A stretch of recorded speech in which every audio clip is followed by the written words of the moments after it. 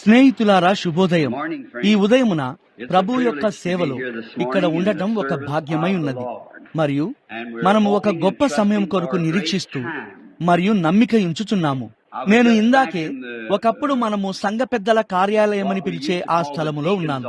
ఇప్పుడు అక్కడ రికార్డర్లు ఉన్నవి. మరియు ఇలినాయిస్ లోని జోలియట్ వద్ద నుండి వచ్చిన ఒక యవనస్తురాలితో మరియు ఆమె తల్లితో అక్కడ మాట్లాడుచున్నాను. మరియు ఆ అమ్మాయి దేవుని యొక్క కృప వలనైనా ఎటువంటి ఒక ఉత్పత్తి కదా అని నేను ఆలోచిస్తూ ఉన్నాను. ఇక్కడ ఉండే మనలో చాలా మందికి ఆమె తెలుసు. ఆమె మద్యపానానికి ఒక బానిస అయి ఉన్నది. అత్యంత దారుణమైన స్థితిలో ఉన్నది. మరియు ఈ ఉదయం వరకు కూడా ఆ కథ నాకు స్పష్టంగా తెలియజేయబడలేదు. ఆమె వేదిక మీద నుండి వెళ్ళినది. అప్పుడు తప్పిదమంతా ఏమిటో మరియు ఏమి జరగబోచున్నదో ప్రభు ఆమెకు బయలుపరిచాడు. మరియు ఒక త్రాగుబోతు సమాధి నుండి దేవుడు ఆమెను రక్షించినందుకు ఆమె ఏడుస్తూ మరియు సంతోషిస్తూ వేదిక మీద నుండి వెళ్లిపోయినది. మరియు ఒక స్త్రీ ఆమె వద్దకు వెళ్లి మరియు మత్తు పదార్థాలకు బానిస అయ్యున్న తన కూతురు విషయమై ఏడవటం మొదలు పెట్టిందని నేను నమ్ముతున్నాను. మరియు మీకు తెలుసా, దేవుని కృప ద్వారా ఆ అమ్మాయి పిలువబడినది ఆ మరుసటి రాత్రే అని నేను నమ్ముతున్నాను. అవునా రోసెల్లా? మరియు ఆ అమ్మాయి మత్తు పదార్థాల నుండి స్వస్థపరచబడినది. ఆమె మరియు ఆమె భర్త సువార్తను ప్రకటిస్తున్నారు. మరియు రోసెల్లా వంటి ఒక ప్రియమైన చిన్న స్త్రీని చూడటం మరి ఆమె పరిణితి చెంది ఉన్నది. మరియు ఇప్పుడు ఆమె ఎంతో గౌరవప్రదమైనది. తన హృదయములో ఒక పిలుపును అనుభూతి చెందుచున్నది. కానీ స్త్రీ బోధకుల గురించి బైబిలు చెప్పుచున్న దానిని ఎరిగి ఉండి చూడండి, అది మరేదో అయ్యున్నదని ఆమె ఎరిగి ఉన్నది. మరియు దేవుడు ఆమెను సాక్ష్యమిచ్చుటకు చెరసాలలకు మరియు అటువంటి వాటిలోనికి నడిపిస్తున్నాడు. దేవుని చిత్తమును తెలుసుకోవడం అనేది, వెతకడం అనేది ఎంతో అద్భుతమైన విషయం. కొన్నిసార్లు మనము ఒక అనుభూతిని కలిగి ఉంటాము. అయితే మనము ఆ అనుభూతిని వేరే స్థలములలోనికి తీసుకెళ్లగోరుతాము. మీరు గమనించకపోతే దయ్యము ఆ అనుభూతిని తీసుకొని మరియు దానిని ఏదో ఒక దానిలోనికి వంకర చేస్తాడు. కానీ మనము బైబిల్లో నిలిచి ఉన్నంత కాలం అప్పుడు మనం సరిగ్గా ఉన్నట్లే. మీరు చూడండి, మనము సరిగ్గా ప్రభు యొక్క చిత్తముతో నడుస్తున్నాము. మరియు కావున రోజెల్లా చివరకు ఎక్కడో ఒక సువార్త రంగంలోనికి వెళ్తుందని నేను నమ్ముచున్నాను. ఎందుకనగా అమెరికా సువార్తను కోరడం లేదు. అది మీకు తెలుసు. ఈ ఆంగ్లో సాక్సన్ ప్రజల పనైపోయిందని మనమిక ఒప్పుకోవచ్చును. అంతే. అమెరికా పొందుకునే సువార్త ఇక ఎంత మాత్రమూ లేదు. అప్పుడప్పుడు కొంతమంది వస్తుంటారు, కానీ కేవలం సువార్త విషయమైతే అది ముగిసిపోయినది. మరియు మీరు వారికి కనీసం బోధించలేరు, వారితో మాట్లాడలేరు. వారు దేనిని నమ్మరు. చూశారా? వారు కేవలం మొండిగా తమ స్వంత ఆలోచనలను కలిగి ఉన్నారు మరియు వారు స్థిరపడి ఉన్నారు. మరియు ఈ దేశమునకు తర్వాత వచ్చేది తీర్పే. ఇది కూడా దానిని పొందుకోబోచున్నది. అది మానసిక ఒత్తిడి వలన కావచ్చును, అది ఒక అణుబాంబు ద్వారా కావచ్చును, అది ఒక గొప్ప తెగులు ద్వారా కావచ్చును, ఒక రోగము లేదా ఏదో ఒక దాని ద్వారా కావచ్చును. కానీ అది సిద్ధంగా ఉన్నది, అది వచ్చుచున్నది. వేవేల మంది రాలిపోతారు. మేము నిన్న దాటి వెళ్ళాము. సహోదరుడు జాబెల్ మరియు నేను మరియు సహోదరుడు వుడ్ కెంటకీ నుండి వస్తున్నాము. మేము 3 దినములు అక్కడ ఉన్నాము మరియు గవర్నమెంట్ ఇండ్ల స్థలము ప్రక్కగుండా వెళ్ళాము. సహోదరు జాబెల్ ఇట్లా అన్నాడు, అక్కడ లేరు. ఆ ఇండ్లలో ఉన్న ప్రజలలో కనీసం ఏ సంఘమునకైనా వెళ్లేవారు ఎవ్వరూ లేరు. దాని గురించి మీరు వారిని అడగవచ్చును. ఓ మంచిది, మేము మా టీవీలను కలిగి ఉన్నాము. ఆ విధంగా మేము ఆదరణ పొందుకుంటాము. చూశారా? అది అమెరికా యొక్క వైఖరి. చూశారా? మాకు టీవీ ఉన్నది, మా దగ్గర చాలా డబ్బు ఉన్నది, మాకు చక్కని కార్లు, చక్కని గృహాలు ఉన్నవి. మాకు ప్రభుతో ఏమవసరం? అది మాకు అవసరం లేదు. అది వారి వైఖరి. మనము కలిగి ఉన్న ఏకైక మతము మరియు రక్షణ మరియు ప్రేమ గురించి అయితే అది నిజంగా దైవభక్తి గల ప్రజల మధ్యనే ఉన్నది. అది జరుగునని బైబిల్ గ్రంథం చెప్పినదని మీకు తెలుసా? బైబిల్ను చదువువారైన మీరు మరియు అక్కడ వెనుకనున్న బోధకుడవైన మీరు ఆమేనని కేక వేయడం నేను విన్నాను. అది నిజము. చివరి దినములలో ప్రేమ ఎంత దూరమైపోతుందంటే ఇక మిగిలి ఉండే ప్రేమ ఎన్నుకోబడిన దేవుని యొక్క ప్రజల మధ్య మాత్రమే ఉంటుంది. తండ్రి తల్లికి విరోధముగాను, తల్లి తండ్రికి విరోధముగాను, పిల్లలు తల్లిదండ్రులకు విరోధముగాను మరియు ఇతరమైన వారు ఒకరికొకరు విరోధముగా ఉంటారు. మరియు మిగిలి ఉండే ప్రేమ కేవలం ఆ ఎన్నికైన వారిలో, ఆ ఎన్నుకోబడిన వారిలో మాత్రమే ఉంటుంది. అక్కడ ఎన్నిక అనే ఆ పదము ఎన్నుకోబడిన వారు అనే పదము నుండి వచ్చినది. దేవుని యొక్క ఎన్నుకోబడిన ప్రజలు. మరియు కొద్దిసేపటి క్రితం రోజెల్లా ఆ గదిలో నాకు ఆ కథను వినిపిస్తున్నప్పుడు నేను కేవలం ఆలోచిస్తున్నాను. అదేమిటంటే ఆ రాత్రి ఏదో జరిగినదని ఆమె చెప్పినది. మరియు ఏ విధంగా ఆమె తన జీవితమంతా కేవలం మగత కళ్ళు గల ఒక మద్యపాన బానిసగా ఉన్నదో చెప్పినది. ఎటువంటి ఆల్కహాలిక్ అనానిమస్ సంస్థను ఏమీ చేయలేకపోయినవి. 4 వైద్యులు ఆమెను విడిచిపెట్టేశారు. ఏమీ చేయబడలేని పరిస్థితి ఉన్నది. మరియు ఏ విధంగా ఆ క్షణము నుండి ఏదో జరిగినదని చెప్పినది. ఇప్పుడు ఆమె అటువంటి మగత కళ్ళతో లేదు. ఆమె 33 వయసు గల ఒక అందమైన యవనస్తురాలై ఉన్నది. మరియు పక్క నుండి వెళ్తే ఎవరైనా గాని 22 సంవత్సరాలని అనుకుంటారు. దేవుడు ఆమె కొరకు ఏదైతే చేశాడో దానిని ఏ విధంగా చేశాడు కదా. మరియు ఆమె ఎంతో భిన్నంగా కనపడుచున్నది. మరియు అయితే నేనిట్లన్నాను, రోజెలా జగత్తు పునాది వేయబడక ముందే దేవుడు ఆ క్షణమును నిర్ణయించాడు. అవునయ్యా, చూశారా, నిజము. మరియు ఆ వెనుక బిల్లిపాల్ అతడున్న చోట ఆ రాత్రి ప్రజలకు ప్రార్థనా కార్డులను ఇస్తున్నాడు. అతడు ప్రార్థనా కార్డును ఎవరికి ఇస్తున్నాడన్నది అతడు ఎంత మాత్రమూ ఎరుగకై ఉన్నాడు కదా. రోజెలా, అది అద్భుతంగా లేదా?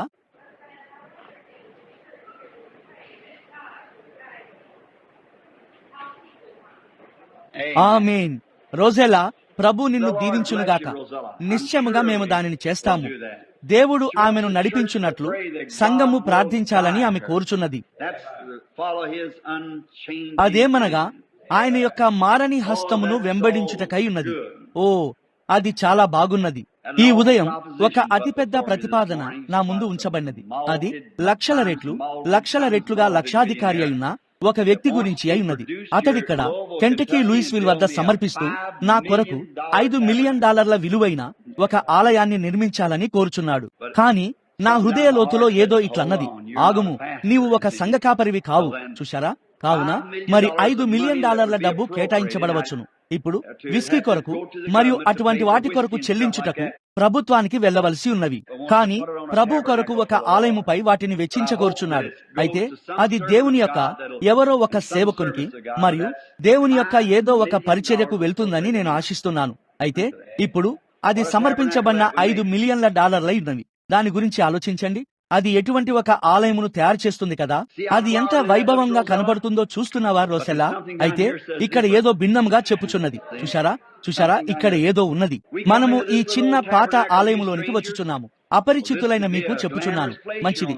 ఇక్కడ మూలన ఇది ఒక ఆకర్షణీయమైన స్థలముగా ఉండగలదు. మీకది అర్థం కాదు. అదేమిటంటే ప్రజలు ఈ స్థలమును నిర్మించి మరియు దానిని అట్లు చేయగోరారు. అయితే ఇది ఈ విధంగా ఉండటమే మాకిష్టం. చూడండి, ఇది ఈ విధంగా ఉండటాన్నే మేము ఇష్టపడుచున్నాం. మేమక్కడ కూర్చుంటున్న పాత కుర్చీలు, అవి ఇక్కడ ఆలయములోని ఆ పాత మునుపటి కుర్చీలై ఉన్నవి. అవి వరదల గుండా వెళ్లి మరియు పైకి తేలినవి. నా బైబిలు ప్రసంగ వేదిక మీద ఆ విధంగా తెరవబడి ఉన్నది.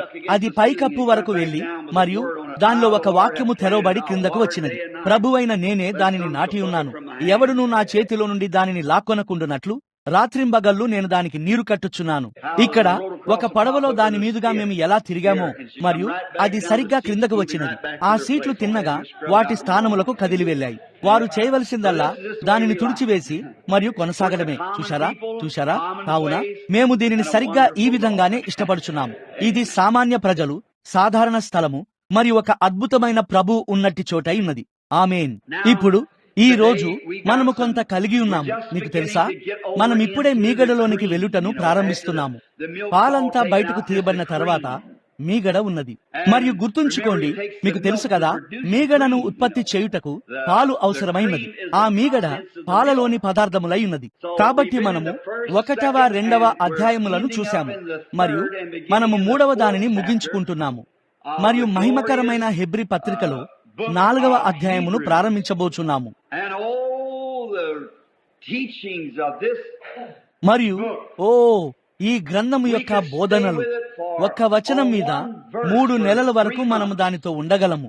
మరియు బైబిల్లోని ప్రతి వచనముతో బైబిల్ అంతయు ముడిపడి ఉన్నదని చూపించగలము. దాని గురించి మీరు ఎప్పుడైనా ఆలోచించారా? పరిశుద్ధాత్మ యొక్క కృప మరియు సహాయముతో ఆదికాండము నుండి ప్రకటన వరకు నేరుగా దానితో ముడివేయలేనటువంటి ఒక్క వచనమునైనా మీరు వేలు పెట్టి చూపించలేరు. దానిని చేయగల మరొక సాహిత్యము ఎక్కడా వ్రాయబడి లేదు. మరియు గణిత శాస్త్ర ప్రకారంగా, భౌగోళికంగా, అన్ని విధాలుగా బైబిల్ వలె వ్రాయబడిన ఒక్క పుస్తకము కూడా బైబిల్లో లేదు. ప్రపంచములోనే ఒక్క పుస్తకము కూడా లేదు. నా భావం ఏదనగా బైబిల్ వలె వ్రాయబడినది లేదు, ఏదియూ లేదు. బైబిల్ యొక్క సంఖ్యాశాస్త్రము సంపూర్ణముగా సమాధానముగా ఉన్నది. అధ్యాయములు మరియు విరామ చిహ్నాలు మరియు సమస్తము కూడా పరిపూర్ణముగా ఉన్నవి. వేరే ఏ పుస్తకము ఆ విధంగా లేదు. దానినదే వ్యతిరేకించకుండా ఒక్క అధ్యాయమునైనా వాటిలో నుండి మీరు చదవలేరు. కానీ బైబిల్ గ్రంథం అంతటిలో క్రమములో లేని ఒక్క విషయం కూడా లేదు. మరియు వందల కొలది సంవత్సరాల కాల వ్యవధితో అనేక మంది ప్రజల చేత వ్రాయబడినది. ఒక్క విషయం కూడా ఎరగకుండానే ఒకరు దానిని ఇక్కడ రాశారు, మరియు ఒకరు దానిని ఇక్కడ రాశారు, మరియు ఒకరు దానిని ఇక్కడ రాశారు. అదంతా కలిపి సమకూర్చబడినప్పుడు అది దేవుని యొక్క బైబిల్ గ్రంథమైనది. మరియు ఒక్కటి కూడా మరొక దానితో విభేదించదు. మరియు ఏ గణిత శాస్త్రమైనా, భౌగోళిక శాస్త్రమైనా, బైబిల్ గ్రంథములోని ఏదైనా, ప్రతిదీ, సంఖ్యా సంబంధమైనది ఏదైనా, సమస్తము సంపూర్ణంగా ఇమిడిపోతాయి. అది ప్రేరేపించబడినది కాదంటే ఇక ప్రేరేపణ అని మీరు దేనిని అంటారో నాకు తెలియదు. ధన్యకరమైన పాత బైబిల్ గ్రంథమును బట్టి నేను ఎంతగానో ఆనందిస్తున్నాను. వారిలో కొందరిట్లన్నారు, నీవు క్యాథలిక్వా, ప్రొటెస్టెంటువా? నేనిట్లు చెప్పాను, ఏదీ కాదు. నేను బైబిల్ను నమ్ముతాను. అది నిజం. నేను బైబిల్ను నమ్ముతాను. మరియు ఈ దేశములో దానిని బోధించుటకు ఇంకను మనము స్వేచ్ఛను కలిగి ఉన్నందుకు నేను సంతోషిస్తున్నాను. ఓ, అది అద్భుతము. ఇప్పుడు మనము దాని నుండి అధ్యయనము చేయబోచున్నాము. మరియు ఇప్పుడు మనము హెబ్రీ పత్రికను తిప్పి 3వ అధ్యాయముతో ప్రారంభించుదాం. మరియు మనము 15వ వచనం వద్ద విడిచిపెట్టాము. మరియు ఇప్పుడు మీరందరూ కొద్దిసేపటి క్రితం నేను నా రీడింగ్ కళ్ళజోళ్ళని తీసుకున్నప్పుడు ఎవరో గమనించటాన్ని నేను చూశాను. నా కన్నులు పాడైనవి కాదు, కానీ నాకు 40 సంవత్సరాలు దాటిపోయినవి. సరిగ్గా ఇక్కడ నేను దానిని మామూలుగా చదవగలను, కానీ అద్దాలతో అయితే నేను దానిని ఇంకా బాగా చదవగలను. మరియు నేను ఉపయోగించాలనుకునే ఒక జత రీడింగ్ కళ్ళజోళ్లను వారు నా కొరకు తయారు చేశారు. తద్వారా నేను దానిని బాగా మరియు వేగంగా చదవగలను. అందుకొరకే నేను వాటిని తీసుకున్నాను. ఇప్పుడు మొదటిగా మనకు ఒక చిన్న నేపథ్యం కావాలి. ఎందుకనగా హెబ్రీ పత్రికలోని మొదటి భాగమును వినని కొందరు అపరిచితులు ఎవరైనా మన మధ్య ఉండవచ్చును. సరిగా ఇక్కడ ఆ చివర్లో కూర్చున్న నీవు శ్రీమతి కాక్సువేనా? సరి, ఆమెను చూచుటకు నేను నిశ్చయముగా ఆనందిస్తున్నాను. నేను ప్రారంభించుటకు ముందు దేవుని కృపకు ఒక సాక్ష్యంగా చెప్తున్నాను. క్యాన్సర్ వ్యాధి తన ముఖాన్ని తినివేస్తుండటంతో బాధపడుతున్న ఒక స్త్రీ ఇక్కడ ఉన్నది. ఆమె సహోదరి వుడ్ యొక్క తల్లి. మరియు నేను జీన్ మరియు లియో మరియు వారితో రికార్డింగులను తీసుకొనుచు మిచిగాన్ లో ఉన్నాను. మరియు ఇంటికి వెళ్లే దారిలో భార్య నాకు ఫోన్ చేసింది, లేదా నేనే ఆమెకు ఫోన్ చేశాను. ఆమె ఇట్లా అన్నది, వెంటనే శ్రీమతి వుడ్ యొక్క తల్లి అయిన శ్రీమతి కాక్స్ వరకు ప్రార్థన చేయడానికి వెళ్ళండి. ఎందుకనగా క్యాన్సర్ ఆమె ముఖాన్ని తినివేయుచున్నది. కన్ను ప్రక్కలోనికి వెళ్లి మరియు ఎముక వరకు వెళ్లిపోయినది. ఆమె ముఖము ప్రక్కగా వెళ్లి మరియు పూర్తిగా వ్యాపించుచున్నది. ఒక వైద్యుడు దానికి ఏదో చేసి దానిని మరింత పాడు చేశాడు మరియు దానిని వ్యాపింపజేశాడు. దానిలో ఏదో ఒక రకమైన మందును పెట్టాడు. మరియు వారు ఆమెను కెంటకీలోని క్యాంబెల్స్ విల్ నుండి యాకిన్ కెంటకీ అని నేను నమ్ముచున్నాను, అక్కడ నుండి చికిత్స కొరకు లూయివిల్ వద్దకు తీసుకుని వచ్చారు. మరియు కావున శ్రీమతి వుడ్ ఆమె నలిగిపోవుటను నేను చూసిన మొదటిసారి అప్పుడే అయి ఉన్నది. ఎందుకనగా వాస్తవానికి అది ఆమె యొక్క తల్లి అయి ఉన్నది మరియు నిశ్చయముగా ఆమెకు బాధగానే ఉంటుంది. ప్రార్థనకు జవాబిస్తానని దేవుడు చెప్పాడన్న నమ్మకంతో గదిలోనికి వెళ్లి మరియు ఆమె కొరకు ప్రార్థించాను. మరియు కొన్ని రోజులకే ఆమె బయటకు వచ్చింది. మరియు ఇప్పుడు ఆమె అక్కడ కూర్చుని ఉన్నది. కేవలం అద్భుతమైన కృపతో ఆయన ఆమె కొరకు ఎలా చేశాడు కదా. నీవు లేచి నిలబడతావా? నేను నిన్ను ఒక బహిరంగ ప్రదర్శన చేయాలనుకోవడం లేదు. ఎక్కడ క్యాన్సర్ ఎక్కడ ఉండినది? ముఖమునకు ఆ వైపున. అక్కడ చూడండి, ఆమె ముఖమునకు ఆ వైపున, ఆమె చెంప ఎముక వరకు, ఆమె కన్ను చుట్టూ, ఇక్కడ క్రింద అంతా ఉండినది. మరియు దేవుడు ఆమెను స్వస్థపరిచాడు. ఆయన అద్భుతమైన వాడు కాడా? ఒక దర్శనము ద్వారా ప్రభు ఏమి చేశాడన్న దానిని చూడటానికి గత ఆదివారం ఇక్కడ ఎంతమంది ఉన్నారు? కుంటివాడు మరియు గుడ్డివాడైన ఒక వ్యక్తి సరిగ్గా ఇక్కడ చక్రాల కుర్చీలో కూర్చొని ఉన్నాడు. మరియు ఇక్కడ కూర్చుని ఉన్న ఆ వృద్ధుడు ఇలా అన్నప్పుడు ఏదో నన్ను బాధించినది. బ్రెన్హామ్ సహోదరుడా, అది సరిగ్గా ఇక్కడున్న ఈ సహోదరుడే అని నేను నమ్ముతున్నాను. నా భార్య కూడా అలాగే చేయము అని చెప్పాడు. అతనికి ఇక్కడ ఒక కుంటిదైన భార్య ఉన్నది. నా హృదయము కరిగిపోయినది. నేను ఇవ్వగలిగినట్లయితే ప్రపంచంలో ఏదైనా నేను ఇస్తాను, కానీ అది నా శక్తిపై ఆధారపడి ఉండదు. అయితే దేవుడు దానిని చేస్తాడని ప్రార్థించుటలో అది నా శక్తి మీద మరియు మీ శక్తి మీద ఆధారపడి ఉంటుంది. అతనికి ఒక కుంటిదైన భార్య ఉన్నది. పక్షవాతము గల చెయ్యి, పక్షవాతము గల ఒక పాదము వలె కనబడుచున్నది. మరియు ఈ మనిషి అయితే ఆమె కంటే చాలా అధ్వాన్నంగా ఉన్నాడు. ఎందుకనగా ఆమె నిలబడి మరియు కొంచెం నడవగలదు. కానీ ఈ మనిషి మాత్రం అది కూడా చేయలేకపోయాడు. మరియు అతడికి మెదడు యొక్క ప్రాముఖ్యమైన సమతుల్యత నాడి పోయినది. మేయో వారు ఇంకా చాలా మంది ఇతరులు అతడిని విడిచిపెట్టేశారు. మరియు ఒక క్యాథలిక్ ఒక క్యాథలిక్ వైద్యుడు అతన్ని ఇక్కడికి పంపించాడు. మరియు అతని అబ్బాయి ఇండియానా జాస్పర్లోని సెయింట్ మెయిన్రాడ్ లో ఒక యాజకుడు. అయితే అది దిగువన అక్కడ రాబోచున్న ఆ ఉజ్జీవమునకు పునాదిని వేయుచున్నది. మరియు అతడు పైకి లేచినప్పుడు అతడు ఇట్లన్నాడు. అతడు చూసి ఇట్లన్నాడు, అవును, నేను చూడగలుగుచున్నాను. మీకు తెలుసా, అతడు చూడలేకపోతున్నాడని అతడు అనుకున్నాడు. మరియు అతడు పైకి చూశాడు, తన తలను పైకెత్తాడు, మరియు అక్కడ అతడు నడవగలిగాడు మరియు చూడగలిగాడు. తనంతట తాను ఆ దారి నడవగుండా నడిచి వెళ్ళాడు. మరియు వారు ప్రెస్బిటేరియన్లు. అతడు సాంప్రదాయబద్ధుడు. కేవలం పెంతుకోస్తు వారు లేదా హోలీనెస్ ప్రజలు మాత్రమే కేకలు వేయగలరని మీరు అనుకుంటే మీరు పొరపడినట్లే.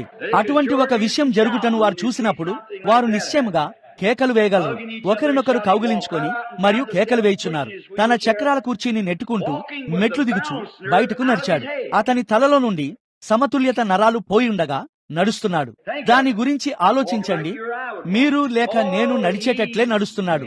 ఓ, ఆయన అద్భుతమైన వాడు. ఇప్పుడు పౌలు హెబ్రీ పత్రికను రాశాడు. మరియు ఈ హెబ్రీ పత్రిక వ్రాతలలో అతడు దానిని రాశాడు. మరియు అతడు ఈ పత్రికలను రాయడానికి ముందు మనము కనుగొంటాము. ఇప్పుడు మనము ఇది ఆదివారపు బడిపాఠమై ఉన్నది మరియు నేను గమనించుకొని మరియు ఎక్కువ సమయం తీసుకోకుండా ఉండుటకు ప్రయత్నిస్తాను.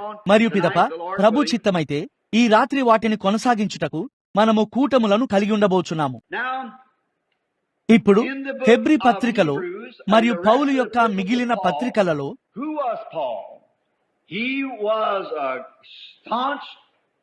పౌలు ఎవరు? అతడొక మొండి హెబ్రీయుడు, ఒక పండితుడు మరియు పాత నిబంధన యొక్క గొప్ప బోధకుడు.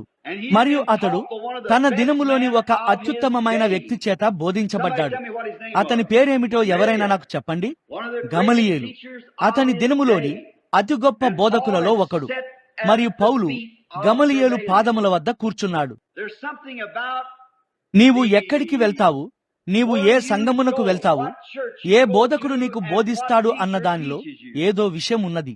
మీకు అది తెలుసా? దానిలో ఏదో విషయం ఉన్నది. కావున మనము శ్రేష్టమైన దానిని పొందుకొనున్నట్లు మనము కనుగొనగలిగే అతి శ్రేష్టమైన దానిని మనం వెతకవలసి ఉన్నాము. అది కలుపుగోలుగాను లేదా ఆ విధంగా ఉన్నందుకో కాదు, కానీ నిజమైన బైబిలు బోధనను వెతకవలసి ఉన్నాము. చూడండి, ఒకసారి ఇశ్రాయేలీలు తమ సైన్యములతో అరణ్యములోనికి వెళ్ళినప్పుడు వారు 7 దినముల ప్రయాణము చేశారు. మరియు వారి వద్ద నీళ్లు అయిపోయినవి మరియు వారు నశించిపోబోచున్నారు. వారిట్లన్నారు, ఓ, దగ్గరలో ఒక ప్రవక్త ఉంటే బాగుండునే. మరియు వారిలో ఒకరిట్లన్నారు, మనకు దిగువన ఇక్కడ ఎలీషా ఉన్నాడు. అతడు ఏలియా చేతుల మీద నీళ్లు పోసినాడు. అతని సహచరులను చూశారా? ఇంకో మాటలో చెప్పాలంటే ఏలియాతో సహవాసము కలిగి ఉన్న ఎలీషా ఇక్కడున్నాడు. ప్రభు యొక్క వాక్యము అతనితో ఉన్నది. మీకది అర్థమైందా? అతడు సరిగ్గా బోధించబడ్డాడు. మరియు అతడిట్లన్నాడు, అతడిక్కడ ఉన్నాడు, మనము వెళ్లి మరియు అతడిని సంప్రదించుదాము. ఎందుకనగా అతని బోధకుడు ఏలియా మరియు అతడు తన యందు ఏలియా యొక్క ఉపదేశమును కలిగి ఉన్నాడు. అది ఎంత వ్యత్యాసాన్ని కలిగిస్తుందో చూశారా? ఖచ్చితంగా మనము బోధించబడాలని కోరుచున్నాము. కాబట్టి పౌలు గమలీయేలు యొక్క బోధను కలిగి ఉన్నాడు. మరియు ఆ నిర్ణయం చేసిన ఆ గొప్ప వ్యక్తి గమలీయేలే. అదేమనగా స్వయంగా తానే ఒక పండితుడయుండి ప్రారంభ సంఘములో ఇవన్నీ జరగడం మొదలైనప్పుడు అతడిట్లన్నాడు, సహోదరులారా, దానిపై మన చేతులు ఉంచవద్దు. అది దేవుని వల్ల కలిగినది కాని ఎడల ఎలాగైనా అది వ్యర్థమైపోతుంది. అయితే అది దేవుని వల్ల కలిగినదైతే మరియు మనము దానికి వ్యతిరేకంగా పోరాడినట్లయితే మనము దేవునికి వ్యతిరేకంగా పోరాడుచున్న స్థితిలో మనల్ని మనం కనుగొంటాము. చూడండి, అతడు కొంచెం మంచి బోధనే కలిగి ఉన్నాడు. పౌలు ఈ మనుషుడి క్రింద పెరిగాడు మరియు పౌలు ఒక గొప్ప బోధకుడని అతనికి తెలుసు. కాబట్టి ఒక దినమున నిజాయితీ గల హృదయముతో సంఘమును హింసిస్తూ వారిని బంధించుటకు వెళ్తున్నాడు. ఇప్పుడు మనము మన నేపథ్యమును తీసుకొనుచుండగా పౌలు యొక్క వేరొక చిన్న భాగమును తీసుకుందాము.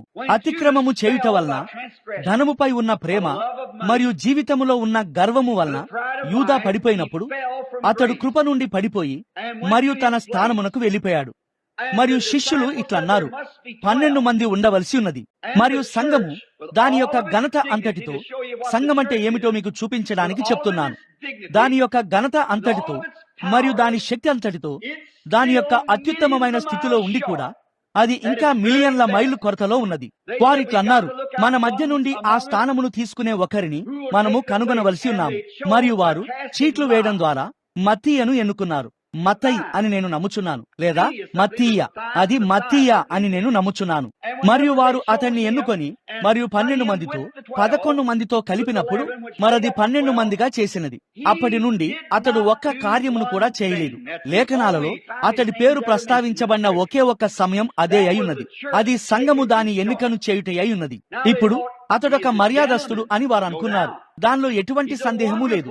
అతడొక అద్భుతమైన వ్యక్తి, అతడొక పండితుడు, అతడు తెలివైనవాడు, అతడు విద్యావంతుడు, అతడొక అద్భుతమైన వ్యక్తి అయి ఉన్నాడు. అతడు యూదా స్థానమును తీసుకొని మరియు మనలో ఒకనిగా ఉంటాడు. అయితే మీకు తెలుసా, దేవుడు కొన్నిసార్లు మన అభిప్రాయానికి అత్యంత వెర్రితనంగా ఉండే కొన్ని ఎన్నికలను చేస్తాడు.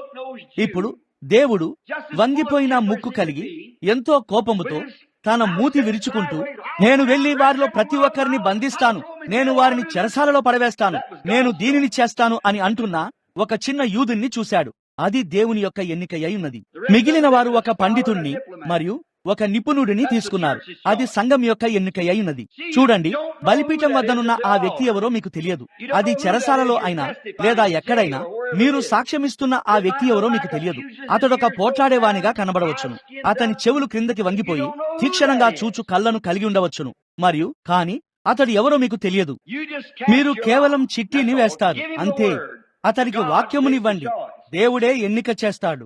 మరియు దేవుడు కోప స్వభావం గల ఈ చిన్న యూదుడిని ఎన్నుకుంటాడు, లేదా అతన్ని ఎన్నుకున్నాడు. అతడు వెళ్లే దారిలో ఇట్లా అనుకున్నాడు, నేను వెళ్లి వారిని పట్టుకుంటాను, నేను ఆ విధంగా ఏమి చేయగలనో వారికి చూపిస్తాను. మరియు దేవుడు అతన్ని నేలకు పడగొట్టాడు. దేవుడు ఇట్లన్నాడు, అది సరిగ్గా అదియే నా ఎన్నిక అయి ఉన్నది. సంఘమునకు అది వెర్రితనముగా ఉండదా? ఎందుకు? అతడు సంఘమును హింసిస్తాడు. అతడొక శరీర సంబంధమైన మనుషుడు. అయితే మనుషుని యొక్క అంతరంగంలో ఏమున్నదో దేవుడు ఎరిగి ఉన్నాడు. నా భావమును గ్రహిస్తున్నారా? కాబట్టి పౌలు ఒక అనుభవాన్ని పొందుకున్నాడు. మారు మనసు పొందుట వలన అనుభవం వస్తుందని ఎంతమంది నమ్ముతున్నారు? నిశ్చయంగా అది రాలేదంటే నేను ఆ మారు మనసును సందేహిస్తాను. ఒక మారు మనసు ఒక అనుభవాన్ని తీసుకువస్తుంది. మరియు ఇప్పుడు మీరు దేనితోనూ దానిని లెక్కించలేరు. కొన్నిసార్లు అది కేకలు వేయడమై ఉండవచ్చును, కొన్నిసార్లు అది భాషలతో మాట్లాడటమై ఉండవచ్చును, కొన్నిసార్లు అది ఏడవటమై ఉండవచ్చును, కొన్నిసార్లు అది మూల్గడమై ఉండవచ్చును. అది ఏమిటో మీకు తెలియదు. కావున దానిని తూకం వేయుటకు ప్రయత్నించకండి. ఎందుకనగా దాని విషయమై మీలో ప్రతి ఒక్కరూ, మెథడిస్టు వారైన మీరు, మరియు బ్యాప్టిస్టు వారైన మీరు, నాజరీను వారైన మీరు, పెంతుకొస్తు వారైన మీరు తప్పని నిరూపించబడ్డారు. వారు కేకలు వేయగలిగినంత గట్టిగా కేకలు వేసి మరియు వారికి సాధ్యమైతే మీ పళ్ళలోని బంగారమును దొంగిలించే ప్రజలను నేను చూశాను. అవునయ్యా, ఎండిపోయిన ఆవు చర్మం మీద శనగలు పోయిచున్నట్లు భాషలతో మాట్లాడుతూ మరియు నిజాయితీగా ఉంటూనే ఒక దవడకి పొగాకు నములుతూ మరియు వారికి సాధ్యమైతే మీ గొంతును కోసివేయినట్టి ప్రజలను నేను చూశాను. అది నిజం. కావున ఆ విషయాలు కావు. కేవలం ఆ వ్యక్తి జీవించే జీవితం తప్ప మీరు దానిని రుజువు చేయగల ఎటువంటి సాక్ష్యాధారము లేదు. వారి ఫలము వలన మీరు వారిని తెలుసుకొందురు. కాబట్టి అదంతా దేవుని పని అయి ఉన్నది. ఆయనే ఒక ఎన్నికను చేస్తాడు. ఆయన కార్యములను సమకూర్చుతాడు. మరియు అది ఆ విధంగానే ఉన్నది. కావున మీ జీవితము బైబిల్ యొక్క ఫలములతో సరితూగుచున్నట్లయితే అప్పుడు మీరు ఒక మంచి తలంపుతోనే ఉన్నారు. మీరు దేవుని కుమారులు మరియు కుమార్తెలై ఉన్నారని మీ ఆత్మ ఆయన ఆత్మతో కూడా సాక్ష్యమిస్తున్నట్లయితే ఆ పాత దుష్టత్వమంతయు తొలగిపోయి మరియు సమస్తము నూతనముగా మారినది. మరియు మీరు ప్రేమలో జీవిస్తూ మరియు మీరు సమాధానమును మరియు కృపను మరియు మొదలగు వాటిని కలిగి ఉన్నారు. అప్పుడు మీరు రాజ్యమునకు ఎంతో దగ్గరవుతున్నారు. ఎందుకనగా మీలోనున్న జీవము అటువంటి ఒక జీవితమునే ఉత్పత్తి చేయుచున్నది. చూశారా? ఓ హల్లెలూయా, నేను భాషలతో మాట్లాడాను హల్లెలూయా అని మీరు చెప్పినట్లయితే విషయం అది కానే కాదు. మీరు బయట ఇక్కడికి వచ్చి మరియు గిటార్ మీద లేదా అటువంటి దేని మీదనో ఒక రాగం వాయించుట కంటే అది పెద్ద విషయమేమి కాదు. దానిలో విషయమేమీ లేదు. మీరు భాషలతో మాట్లాడినప్పటికీ, మీరు కేకలు వేసినప్పటికీ మరియు మధ్యదారి గుండా పైకి మరియు క్రిందికి పరిగెత్తుకుంటూ మరియు మీరు ఉల్లిపాయలు తరిగినట్లు కన్నీళ్లు కార్చినా గాని దానిలో విషయమేమీ లేదు. ఆ అనుదిన జీవితం దానితో సరితూగుచు దానితో ఉండేంత వరకు అది అసలు విషయం కానే కాదు. ఇప్పుడు మీరు ఆ కార్యములను చేస్తూ మరియు ఆ జీవితమును కలిగి ఉంటే ఆమేన్, అది మంచిది, అది బాగుంటుంది. అయితే ఆ జీవితమును కలిగి లేకుండానే మీరు ఆ కార్యములను చేయగలరు. కాబట్టి అటువంటప్పుడు ఆ కేకలు వేయడం అనేది అటువంటిదేది రుజువు కానే కాదు. యేసు ఇట్లు చెప్పాడు, వారి ఫలముల వలన మీరు వారిని తెలుసుకొందురు. మరియు భాషలతో మాట్లాడడం ఆత్మ యొక్క ఫలము కాదు, అది ఆత్మ యొక్క ఫలము కాదు. కేకలు వేయడం ఆత్మ యొక్క ఫలము కాదు. ఏడవటం ఈ ఆత్మ యొక్క ఫలము కాదు. అయితే ప్రేమ, సంతోషము, సమాధానము, దీర్ఘశాంతము, మంచితనము, దయాలుత్వము, విశ్వాసము, సాత్వికము, ఆశా నిగ్రహము అనునవి ఆత్మ యొక్క ఫలములై ఉన్నవి. చూశారా, ఆత్మ యొక్క ఫలములు అవే. మంచిది. ఇప్పుడు మనము ఈ సంగతులను కలిగి ఉండటానికి కారణమేదనగా వారు సంఘ సంస్థలను తయారు చేయగోరుతున్నారు. మీరు చూడండి, సరి, మేము దానిని కలిగి ఉంటాము, దేవునికి స్తోత్రం, మేము నమ్మినట్లే అందరూ నమ్ముచున్నారు, మేము ఈ మార్గములో వెళ్తాము, మేము నమ్ముచున్నట్లే అందరూ నమ్ముచున్నారు, మేము ఈ మార్గమున వెళ్తాము. కానీ అందరూ ఈ మార్గములో నేరుగా పైకి వెళ్లాలని దేవుడు కోరుచున్నాడు. ఇప్పుడు పౌలు ఈ అనుభవమును పొందిన తర్వాత అది ఒక అద్భుతమైన అనుభవమని అతడు తలంచాడు. ఇప్పుడు మనము ఆ అనుభవం గురించి కొంచెం చెప్పుకుందాం. అక్కడ దమస్కు మార్గములో కొంతమందిని బంధించడానికి పౌలు తన మార్గములో ఉన్నాడు. ఎందుకనగా సువార్త అక్కడికి వ్యాపించినది. సువార్త అనగా మంచి వార్త. కావున వారక్కడికి విస్తరించారు మరియు అనేక మంది ప్రజలు లేపబడుచున్నారు. ప్రేమ మరియు సంతోషముతో నిండి మరియు ప్రభువైన యేసును ప్రేమిస్తూ ఉన్నారు. మరియు అది ఆ విధంగా అక్కడకు వ్యాపించినది. కావున పౌలు ప్రధాన యాజకుని వద్ద కొన్ని పత్రికలను పొందాడు. అతడిట్లన్నాడు, నేనక్కడికి వెళ్లి మరియు వారిని ప్రతి ఒక్కరిని బంధిస్తాను. కావున అతడు తాను వెళ్లిన మార్గమందు కొందరు కాపలాదారులను, ఆలయం యొక్క కాపలాదారులను, సైనికులను తీసుకుని వెళ్ళాడు. వారు మరియు అతడు ఆ దారి గుండా కవాతు చేస్తుండగా అతడేమి చేయబోతున్నాడో అందరూ ఎరిగి ఉన్నారు.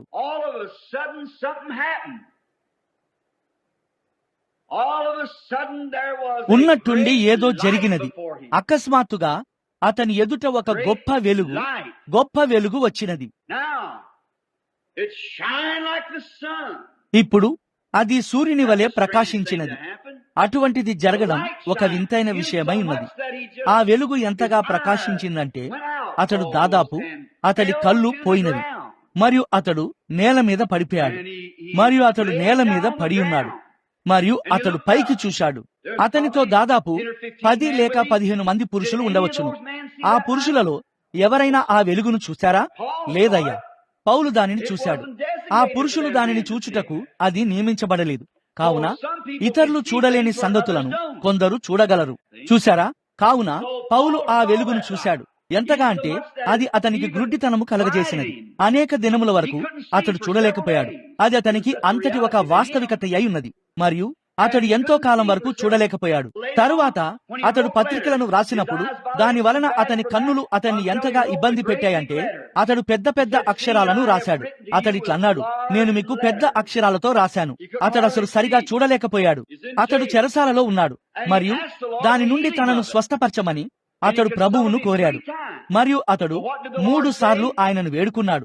కాని ప్రభు ఏం చెప్పాడు? పౌలా, నా కృప చాలును. పౌలు ఇట్లన్నాడు, అలాగైతే నా బలహీనతల యందే నేను అతిశయపడుదును. ఎందుకనగా అతడిట్లన్నాడు, నాకు కలిగిన ప్రత్యక్షత బహు విశేషముగా ఉన్నందుకు నేను అత్యధికముగా హెచ్చిపోకుండు నిమిత్తము నా శరీరములో ఒక ముళ్ళు నన్ను స్థిరముగా నలగగొట్టుటకు సాతాను యొక్క దూతగా ఉంచబడెను. అతడు కొంతకాలం వరకు బాగుండేవాడు మరియు పిదప అది మరలా తిరిగి వచ్చేది. బఫెట్ అనే ఆంగ్ల పదానికి దెబ్బ మీద దెబ్బ అని అర్థం.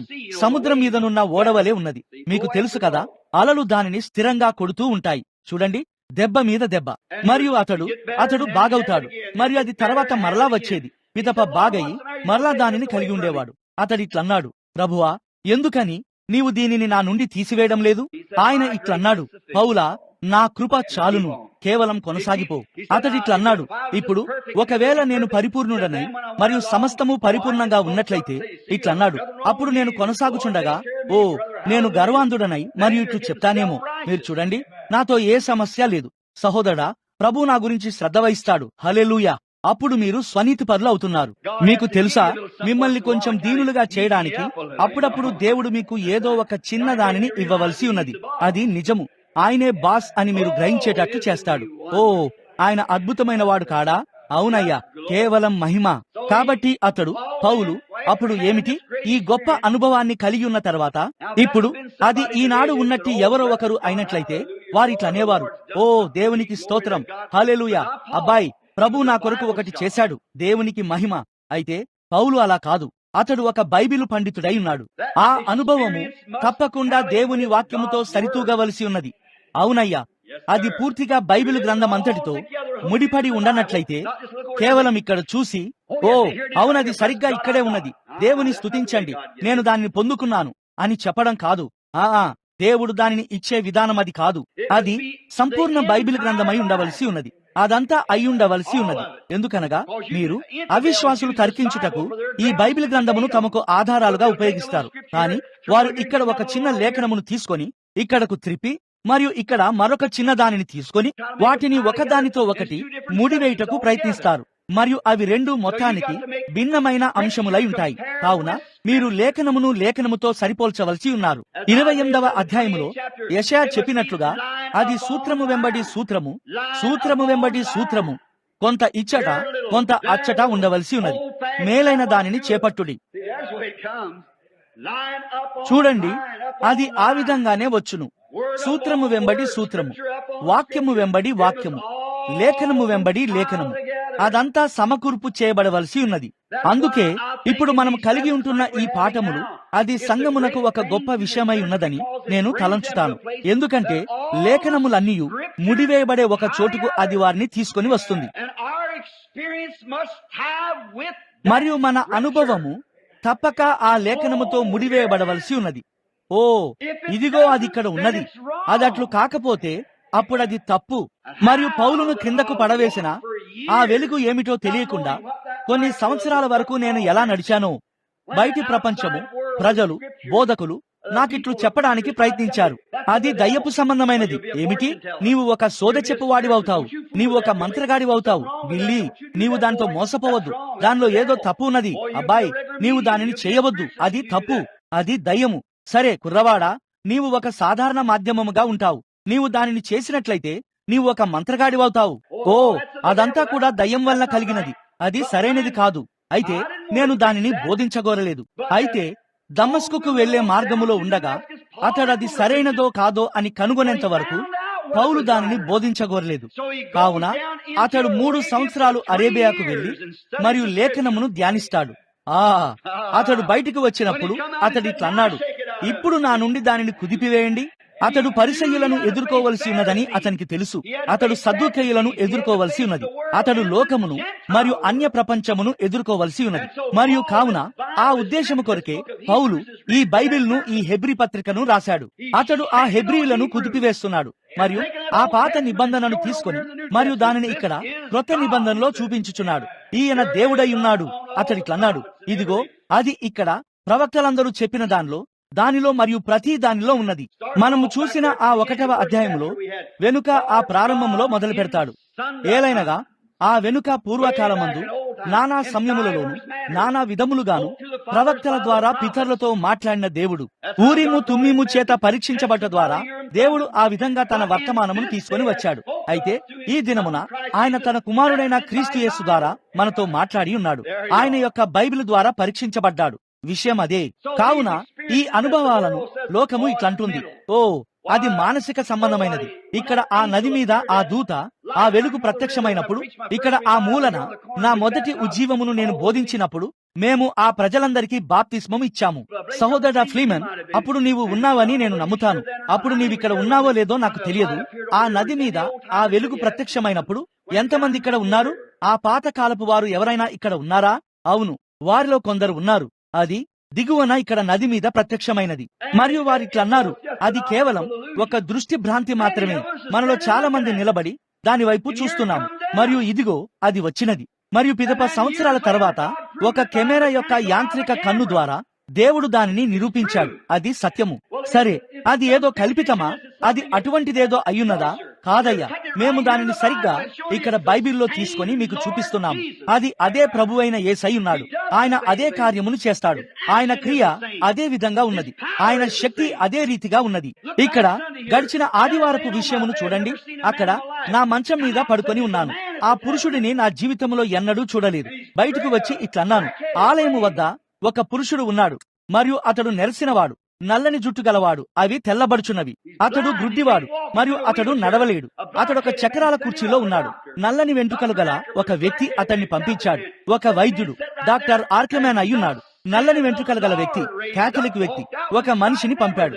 సరిగ్గా అక్కడ కూర్చుని ఉన్నాడు. మరియు యెహోవా ఇలాగూ సెలవిచ్చుచున్నాడు, పైకి లేచి తన చూపును మరియు సమస్తమును పొందుకొని బయటకు నడిచి వెళ్ళాడు. దానిని చేసినది ఏమిటి? అదే దూత ఇక్కడ ఉన్నాడు. దమస్కుకు వెళ్లే మార్గములో పౌలును తాకిన ఆయనే ఈనాడు తన సంఘములో మరియు తన ప్రజలలో జీవించుచున్నాడు. అది లేఖనముతో సరితూగడమై ఉన్నది. అది ఆ విధంగానే ఉండవలసి ఉన్నది. ఓ, మనము నులివెచ్చని స్థితిలో ఉన్న వారిని కలిగి ఉన్నాము. కొద్దిసేపటి తర్వాత మనము దానిలోనికి వెళ్ళబోచున్నాము. ఓ, ఈ రోజు మరియు ఈ రాత్రి మనము దానిలోనికి వెళ్ళగలిగినట్లయితే మన ఎదుట ఒక లోతైన విషయమును మనము కలిగి ఉన్నాము. అది కేవలం ఇప్పుడే లోతైన నీళ్లలోనికి వెళ్లడం ప్రారంభించినది. మీకు తెలుసా, నేను ఒక చిన్న పిల్లవాడిగా ఉన్నప్పుడు బయట ఆ స్థలము వెనక మాకు ఒక చిన్న చెరువు ఉండేది మరియు నేను అక్కడికి వెళ్లేవాడిని. మరియు చిన్న పిల్లలమైన మేమందరము బట్టలు లేకుండా దానిలోనికి వెళ్లేవారం. చిన్న పిల్లలము, దాదాపు 6-7 సంవత్సరాల వయసు గలవారము. మరియు ఆ నీరు దాదాపు అంత లోతుగా ఉంటుంది. అది ఒక పందులు దొర్లే గుంట కంటే పెద్దదేమీ కాదు. మరియు నేను అక్కడ ఒక సబ్బు పెట్టెను కలిగి ఉన్నాను. నేను దూకగలనని చూపించేవాణ్ణి. నా ముక్కును పట్టుకొని మరియు చిందిస్తుండేవాణ్ణి. ఆ విధంగా చేస్తుండేవాణ్ణి. మరియు నా చిన్న పొట్ట బురదను తాకుతూ ఉండేది. మీకు తెలుసు కదా. మరియు అది ప్రతి వైపునకు ఎగిసి పడుతుండేది. నేను ఈత కొట్టగలనని మా నాన్నకు చెప్పాను. ఆయన ఒక రోజు నన్ను అక్కడికి తీసుకుని వెళ్ళాడు. ఆయన ఇట్లన్నాడు, నీవు ఈత కొట్టడాన్ని నేను చూడాలనుకుంటున్నాను. నేను అక్కడ నుండి దూకి, మీకు తెలుసా, నా బట్టలు తీసివేశాను. అది మిడతలుండే ఒక చిన్న అరణ్యమై ఉన్నది. మరియు పరిగెత్తుకొని వెళ్లి నీళ్లలో దూకాను. నేను చిందించడం ప్రారంభించాను. బురద అన్ని వైపులకు ఎగిసి పడుతూ ఉన్నది. మరియు నాన్న ఒక కాలువ గట్టు మీద కూర్చుని ఉన్నాడు. మరియు ఆయన అక్కడ కూర్చుని కొన్ని నిమిషాల పాటు నన్ను గమనించాడు. ఆ నీటి గుంటలో నుండి బయటికి వచ్చి స్నానం చేసుకుని ఇంటికి వెళ్ళు అని అన్నాడు. చూశారా, మంచిది. క్రైస్తవులమని చెప్పుకునే మనలో కొందరి విషయం సరిగ్గా అలాగే ఉన్నది. మనము బురదలో ప్రాకుతాము. అది నిజం. నేనొక మెథడిస్టు వాడను, నేనొక పెంతుకోస్తు వాడను, నేనొక ప్రెస్బిటేరియన్ వాడను, నేనొక సాక్ష్యాధారమును కలిగి ఉన్నాను, నేను దానిని పొందుకున్నాను అను వాటికి మీరు లంగరు వేయబడి ఉన్నంత కాలం మీరు బురదలో ప్రాకుతున్నారు. ఒక రోజు నేను మా మేనమామతో ఉన్నాను. నేను అతనికి చెప్తూ ఉన్నాను. అతడు దాదాపు 15-16 సంవత్సరాల వయసు గలవాడు. మేము నది వద్దనున్నాము. నేను ఇట్లన్నాను, లార్క్ మామయ్య, నేను ఈత కొట్టగలను. మరియు నేను పడవ వెనక భాగంలో కూర్చొని ఉన్నాను. మీకు తెలుసా, అక్కడ చాలా మంచిగా మరియు సురక్షితంగా అనిపించినది. అతడు ఉన్నట్టుండి ఆ తెడ్డును తీసివేసి సుమారు 10 అడుగుల లోతుగల ఆ నీళ్లలోనికి నన్ను నెట్టివేశాడు. అప్పుడు అది భిన్నంగా ఉన్నది. మీ జీవితంలో మీరెన్నడూ విననటి పెద్ద పెద్ద కేకలతో నీళ్లు పైకి చిందించడం జరిగినది. ఏదో ఒక రోజు మీరు కూడా నెట్టివేయబడతారు. మీరెక్కడ నిలబడి ఉన్నారో మీరు తెలుసుకోవడం మంచిది. అవునయ్యా, మీరు ఆయనను ఎరిగి ఉన్నట్లయితే మీరు ఆయనను సరిగ్గా ఎరిగి ఉండటం మంచిది. అది నిజము. అయితే ఇప్పుడు మనము లోతైన నీళ్లలోనికి వెళుచున్నాము. నీవు ఒక మంచి క్రొవ్విన క్రైస్తవుడవు కానట్లయితే అది నిన్ను ముంచివేస్తుంది. వాక్యమును గమనించండి. పౌలు మొదట దానిని కనుగొన్నాడు. అతడు పాత నిబంధనలోనికి వెళ్ళాడు మరియు అతడు దీనిని కనుగొన్నాడు. అతడు ఖచ్చితంగా తన యొక్క ఆ అనుభవాన్ని చూశాడు. ఇప్పుడు నన్ను క్రిందకు పడవేసినట్టిది ఏమిటి? అది ఒక వెలుగై ఉన్నది. ఒక పెద్ద వెలుగు అక్కడ నిలబడి సూర్యుని వలె ప్రకాశిస్తూ అతని ముఖం ఎదుట నిలబడి ఉన్నది. ఆయన ఇట్లన్నాడు, సౌలా సౌలా, నీవెందుకు నన్ను హింసించుచున్నావు? అందుకతడు ఇట్లన్నాడు, ప్రభువా, నేను హింసించుచున్న నీవు ఎవరవు? ఆయన ఇట్లు చెప్పాడు, నేను యేసును. అతడు గాయపడిన చేతులు కలిగిన ఒక మనిషిని నేను అనుకున్నాను. అతని తలలో మరియు అతని చేతులలో మేకుల వలనైన గాయపు మచ్చలతో ఇప్పుడు కూడికలలో ప్రత్యక్షమవుతున్నాడని వారు చెప్పుచున్నారు. లేదు లేదు, ఆ శరీరము కాదు, ఆ శరీరములో కాదు. చూశారా, ఇప్పుడు ఆయన ఒక వెలుగై ఉన్నాడు. ఆయన ఇక్కడ భూమి మీద ఉన్నప్పుడు ఆయన ఇట్లన్నాడు, నేను దేవుని యొద్ద నుండి వచ్చి ఉన్నాను, నేను తిరిగి దేవుని యొద్దకే వెళ్ళుచున్నాను. ఈ వెలుగులో ఉండి అరణ్యము గుండా ఇశ్రాయేలు పిల్లలను నడిపించిన దూత ఆయనే. ఆయన తిరిగి అదే వెలుగులోనికి వెళ్ళిపోయాడు. మరియు పౌలు దానిని పాత నిబంధనలో నుండి చూశాడు. ఆయన ఇట్లన్నాడు, నేను యేసును, నిబంధన దూతను. మరియు మనలను విమోచించడానికి ఆయన శరీరధారిగా మారాడు. మనము అధ్యయనం చేసినట్టి మునుపటి అధ్యాయాలలో దేవదూతల రూపము ధరించుకొనలేదు అని మనము కనుగొన్నాము. ఆయన దేవదూతల స్వభావమును ఎన్నడూ ధరించుకొనలేదు, కానీ అబ్రహాము సంతానముగా మారాడు. తద్వారా ఆయన తెలియబడుటకు మనుషులు దేవుడిని చూచుట కొరకై ఉన్నది. ఆమేన్. ఇప్పుడు ఆయన ఇట్లా అన్నాడు, నేను తిరిగి దాని యొద్దకు వెళ్తాను. మరియు పౌలు దానిని చూసినప్పుడు అతడు ఇట్లా అన్నాడు, నిశ్చయముగా అది ఆయనే, అది ఆయనే. పేతురు ఒక రాత్రి తాను ప్రార్థించుకుంటుండగా ఒక అనుభవము పొందుకున్నాడు.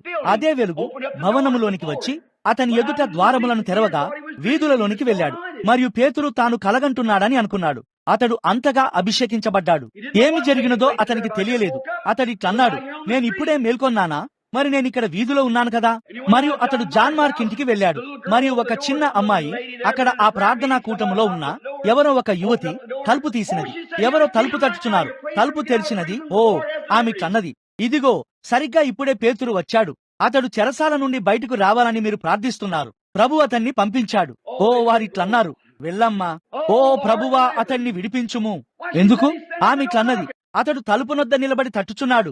పేతురు, నన్ను లోపలికి రానివ్వండి అంటూ గట్టిగా తట్టుచూనే ఉన్నాడు. ఓ, ఆమెట్లన్నది, అది పేతురే.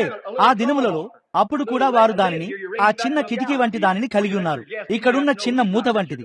మీరు పైకెత్తి బయటకు చూచున్నటువంటిదై ఉన్నది. చూడండి, మీ అతిథిని లోపలికి అనుమతించడానికి ముందు మీ తలుపును ఎవరు తట్టుచున్నారో మీరు తెలుసుకోవలసి ఉన్నది. ఎందుకనగా వారు దోపిడీదారులను కలిగి ఉన్నారు. మీరు తలుపు తెరిస్తే వారు మిమ్మల్ని చంపుతారు. కావున వారు తలుపు తెరిచారు. ఆమెట్లు చెప్పినది, అది పేతురు. వారిట్లన్నారు, ఓ ఓ మాయ్, అతడు చనిపోయాడు. అక్కడ నిలబడి ఉన్నది అతని దూత. చూశారా? అతని యొక్క మహిమ శరీరములోనికి, మీకు తెలుసు కదా, ఆ థియోఫనీలోనికి వెళ్ళిపోయాడు. మనము దానిని ఎలా తీసుకున్నామో గుర్తున్నదా? ఆ పెద్ద వజ్రము అది ఎలా వెలుగును ప్రతిబింబించినదో, అది ఎలా తిరిగి అక్కడికి వెళ్ళినదో గుర్తున్నదా?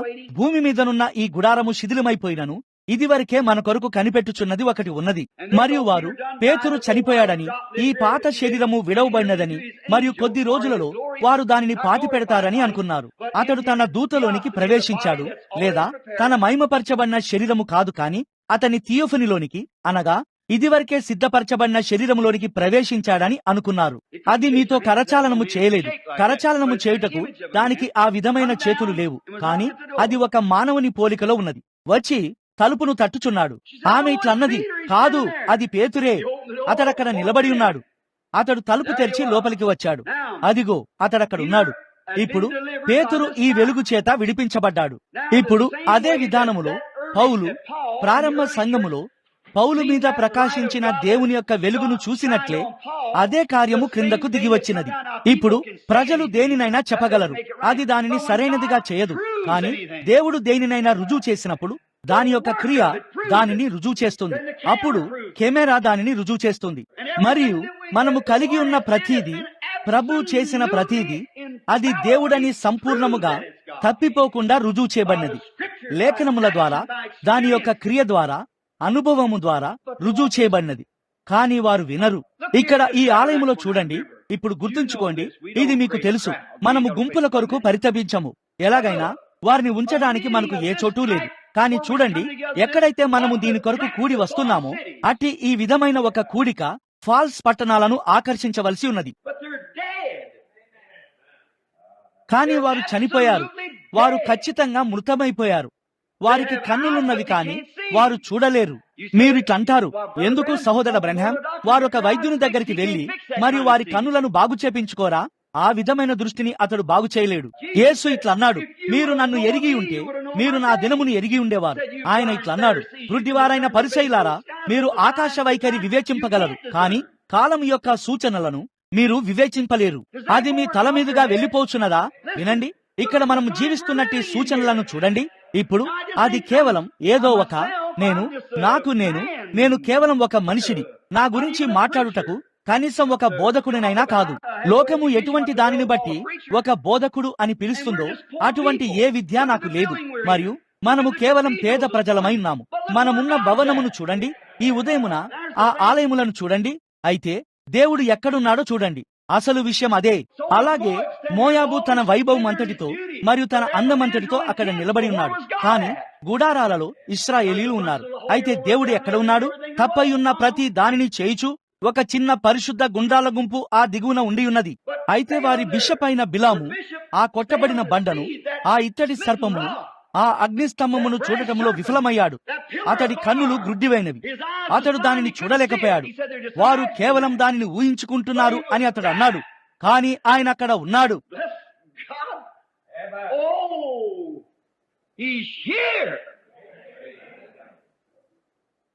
దేవుని స్తుతించండి.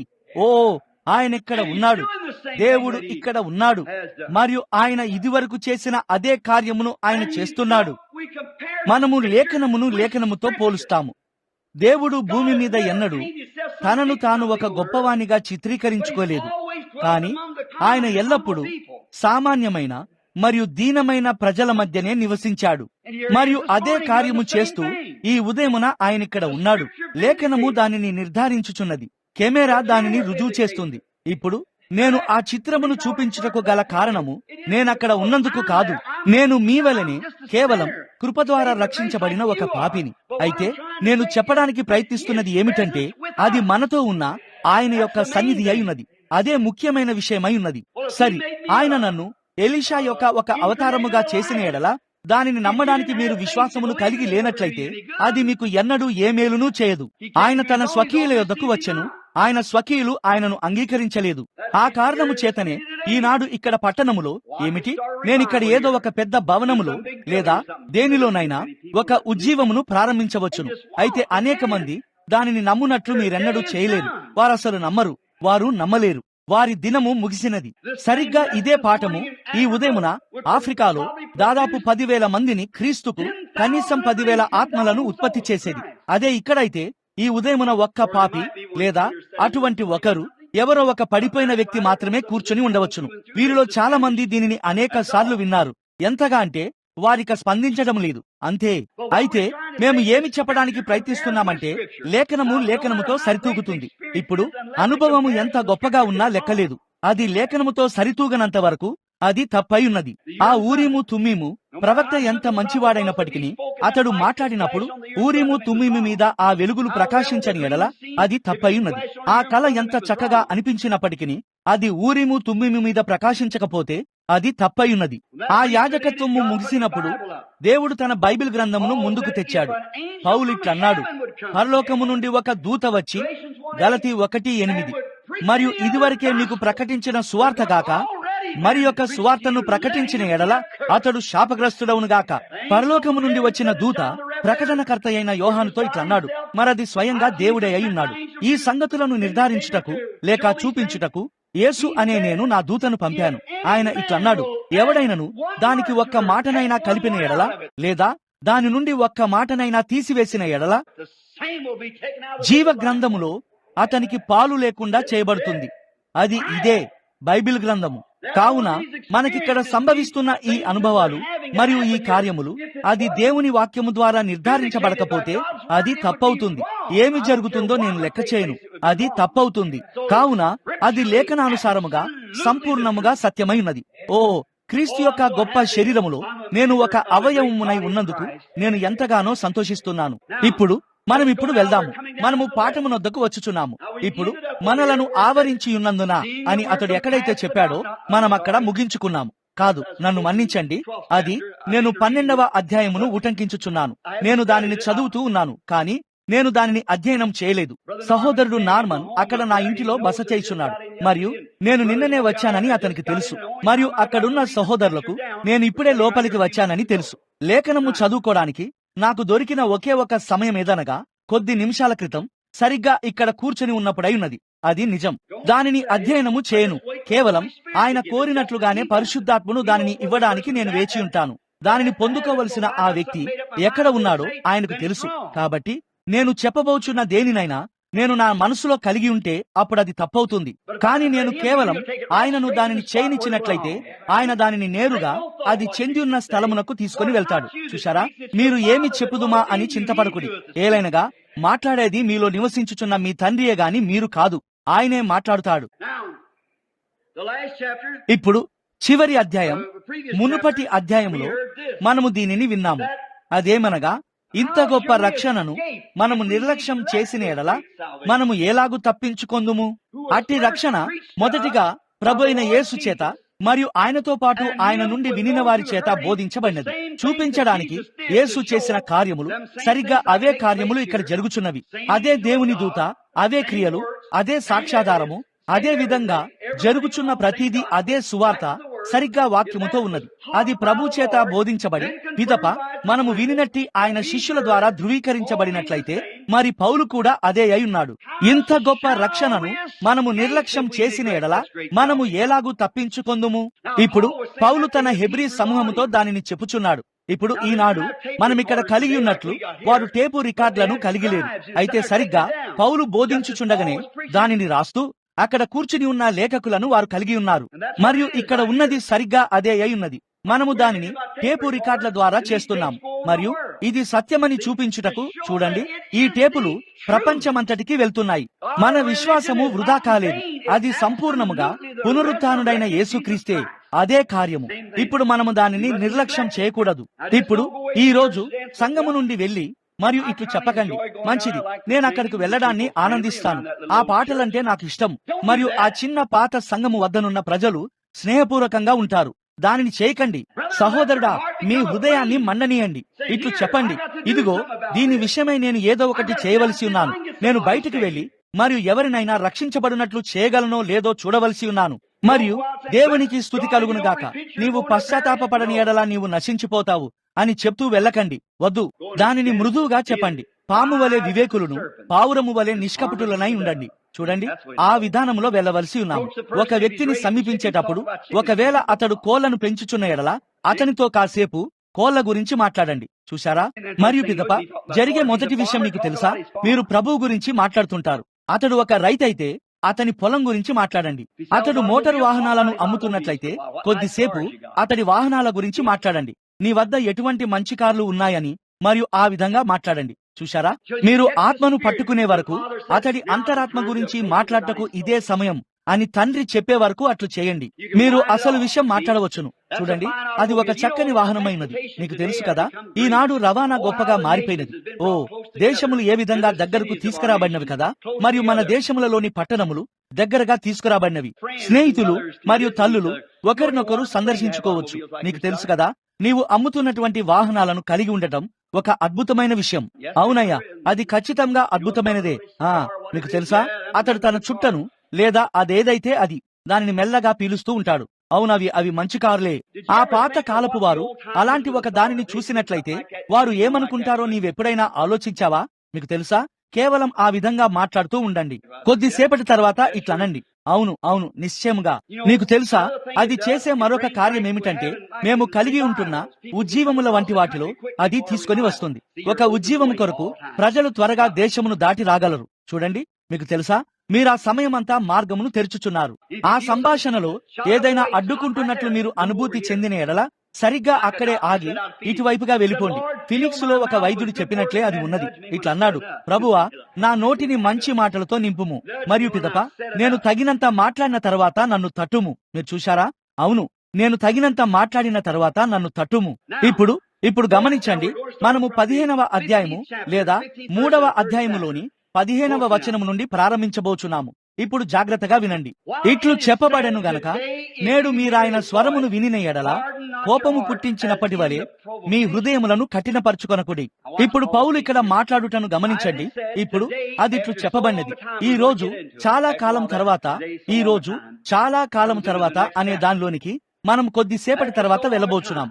తరువాతి అధ్యాయంలో వస్తుంది, చాలా కాలం తర్వాత. ఇట్లు చెప్పబడెను గనక నేడు మీరు ఆయన స్వరమును వినిన ఎడల కోపము పుట్టించినప్పటి దినములో వలె మీ హృదయములను కఠినపరచుకొనకుడి. వారు దేవునికి కోపం పుట్టించినప్పటి విషయమై ఉన్నది. ఇప్పుడు మనము ఆ తర్వాతి వచనమును చదువుదాము. ఏలయనగా కొందరు వినినప్పుడు కోపము పుట్టించిరి. ఇప్పుడు అతడు దేని గురించి మాట్లాడుతున్నాడు? సువార్త. వారు మోషే చేత నడిపించబడి ఐగుప్తులో నుండి బయలుదేరి వచ్చిన వారే. అయితే ఆయన ఎవరి వలన 40 ఏండ్లు దుఃఖపడెను? ఎవరి శవములైతే అరణ్యములో రాలిపోయినవో అట్టి పాపము చేసిన వారి వలనే కదా. ఒక్క నిమిషము మనమిక్కడ ఆగుదాము. వారు కోపము రేపినప్పుడు కోపము పుట్టించుట. ఇప్పుడు దేవుడు ఏమి చేశాడు? ఇప్పుడు పౌలు మాట్లాడటకు ప్రయత్నిస్తున్నాడు. ఐగుప్తు నుండి వారిని బయటకు నడిపించినది ఏమిటి? అది మోషేనా? కాదు, మోషే శరీర సాధనమై ఉన్నాడు. ఇప్పుడు ఇక్కడ మనము ఒక నేపథ్యమును కలిగి ఉన్నాము. మనం ఇప్పుడు సరిచేయబడగోర్చున్నాము. మనము కొద్ది నిమిషాలలో ఇక్కడ ఈ చోటును తాకినప్పుడు మీరు దానిని చూస్తారు. ఇప్పుడు దేవుడు తన ప్రజలను స్థిరమైన విశ్రాంతి లేని వారిగా ఉంచాడు. వారు ఐగుప్తులో ఉన్నారు. వారు వారి యొక్క సరైన స్థానములో లేరు. వారు తమ స్వదేశమునకు వెలుపల ఉన్నారు. వారు పరదేశులుగా మరియు యాత్రికులుగా ఉన్నారు. మరియు ఐగుప్తులో బంధించబడిన ఆ చోటు నుండి దేవుడు వారిని తమ స్వదేశమునకు తీసుకొని రాబోచున్నాడు. ఈ దినమునకు ఒక సాదృశ్యమై ఉన్నది. మనము సుస్థిరముగా లేము. ఇక్కడ ఎంతో సమయం పట్టదు. చిన్న అబ్బాయిలు బొద్దు చేతులతో గోళీలు ఆడుకుంటూ ఉంటారు. చిన్నారులు బొమ్మలతో ఆడుకుంటూ ఉంటారు. తర్వాత మొదటి విషయం మీకు తెలుసా? నెరసిన వెంట్రుకలతో మరియు ముడతలు పడిన శరీరముతో ఉంటారు. ఇక్కడ ఏదో తప్పు ఉన్నది. ఇది గృహము కాదు. మనము తప్పుడు స్థలములో ఉన్నాము. అందుచేతనే మనము యాత్రికులము మరియు పరదేశులము అని చెప్పుకుంటాము. ఏదో జరిగినది. ఈ ఉదయం నా గదిలో ఒక చిన్న స్త్రీ అప్పుడప్పుడు ప్రజలు తనను చూసి ఎలా నవ్వుతుంటారో చెప్పినది. నేనిట్లు చెప్పాను, కానీ ప్రియమైన సహోదరి, నీవు వారిలో ఒక దానివి కాదు. మనము భిన్నమైన ప్రజలము. నా చిన్న అమ్మాయి ఇట్లన్నది, డాడీ, ఫలానా ఫలానా అమ్మాయిలు వారు చేసినట్టి ఫలానా కార్యములను చేశారు. నేనిట్లు చెప్పాను, కానీ చూడు హనీ, వారు ఎల్విస్ ప్రిస్లీ యొక్క ఈ రికార్డులను కలిగి ఉన్నారు. నేనిట్లు చెప్పాను, అవి నా గృహములో ఉండటాన్ని నేను ఇష్టపడను. ఆమె ఇట్లన్నది, కానీ డాడీ, వారు చక్కని అమ్మాయిలు. నేనిట్లన్నాను, వారు అయ్యుండవచ్చును. దానికి వ్యతిరేకంగా చెప్పడానికి నా వద్ద ఏమీ లేదు. కానీ ఒక్క విషయం, మనము భిన్నమైన వారము. మనము భిన్నమైన వారము. మనమేదో భిన్నముగా ఉండాలని కోరుకుంటున్నామని కాదు, కానీ మనలో ఉన్న ఆత్మ దాని నుండి బయటకు వచ్చినది. నీవు వేరొక ప్రపంచానికి చెందినదానవు. నేను ఆఫ్రికాకు వెళ్ళినప్పుడు వారి యొక్క జీవన విధానాలకు నేను సర్దుకోలేకపోయేవాణ్ణి. వారు ఎటువంటి బట్టలను ధరించుకోరు. వారు నగ్నంగా ఉంటారు. మరియు వారు కుళ్ళిపోయి పురుగులు పట్టిన దేనినైనా తీసుకొని ఎలాగైనా దానిని తినేస్తారు. వారికి ఎటువంటి వ్యత్యాసంను కలిగించదు. చూశారా? మరియు అది భిన్నమైనది. మీకు తెలుసా, ఒకప్పుడు మనమందరము ఆ విధంగానే ఉన్నాము. కానీ నాగరికత మనల్ని ఈ స్థితికి తీసుకొని వచ్చి మరియు మనల్ని భిన్నముగా మార్చినది. మరియు మారు మనసు దానిని మిలియన్ రెట్లు అధికంగా చేసినది. మనకు లోకం యొక్క కుళ్ళిపోయిన సంగతులు ఇక ఎంత మాత్రమూ అక్కర్లేదు. నాగరికత మనల్ని శుభ్రంగా ఉండులాగున చేసినట్లే క్రీస్తు మనల్ని క్రైస్తవులుగా ఉండేటట్లు చేశాడు. మరియు గమనించండి, అది మాత్రమే కాదు గాని మనము యాత్రికులము మరియు పరదేశులము అని మనము ఒప్పుకొనుచున్నాము. మనము లోక సంబంధులము కాము. అప్పుడు లోకముతో మీకిక ఏ పని ఉండదు. మరియు ఆ సంగతులు గతించిపోయినవి. ఇప్పుడు ఇశ్రాయేలీలు ఐగుప్తులో ఉన్నారు. వారు ఐగుప్తీయులు కారు. ఐగుప్తీయులు, ఒక ఐగుప్తీయుడు గొర్రెపై తన చేతులను ఉంచుట హేయము. మరియు ఇశ్రాయేలీలు గొర్రెల కాపర్లై ఉన్నారు. పశువులను పెంచువారైనట్టి ఐగుప్తీనిగా ఉండటం వలనైనా ఆ అవమానమంతటి తర్వాత అది మోషేకు ఎలా అనిపించి ఉండవచ్చును కదా. యోసేపు మరియు మొదలగు వారితో ఫరో ఏమన్నాడో మీరు గమనించారా? అది హేయమైనది. ఇట్లన్నాడు, నీ ప్రజలు గొర్రెల కాపర్లు. మరియు ఒక ఐగుప్తీయుడు కనీసం ఒక గొర్రెల కాపరి మీద కూడా తన చేతులను ఉంచలేడు.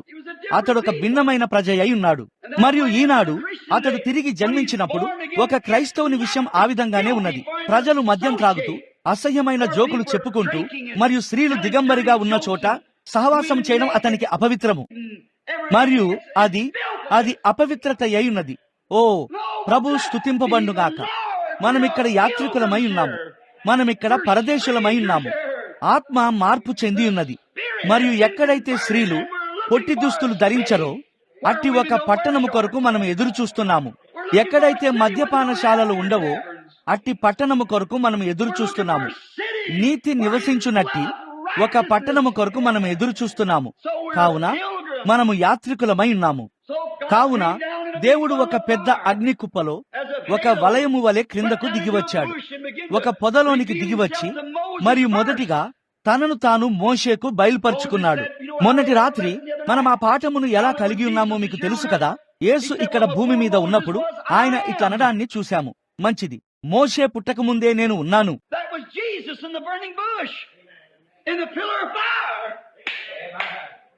మండుచున్న పొదలో ఆ అగ్ని స్తంభములో ఉన్నది యేసే. ఈనాడు అది యేసే, ఆయనే. మరియు ఆయన తనను తాను ఒక అగ్ని స్తంభములో బయలుపరుచుకున్నాడు. మరియు మోషే ఆ అనుభవమును పొందుకున్నాడు. అతడు ఐగుప్తునకు వెళ్తాడు.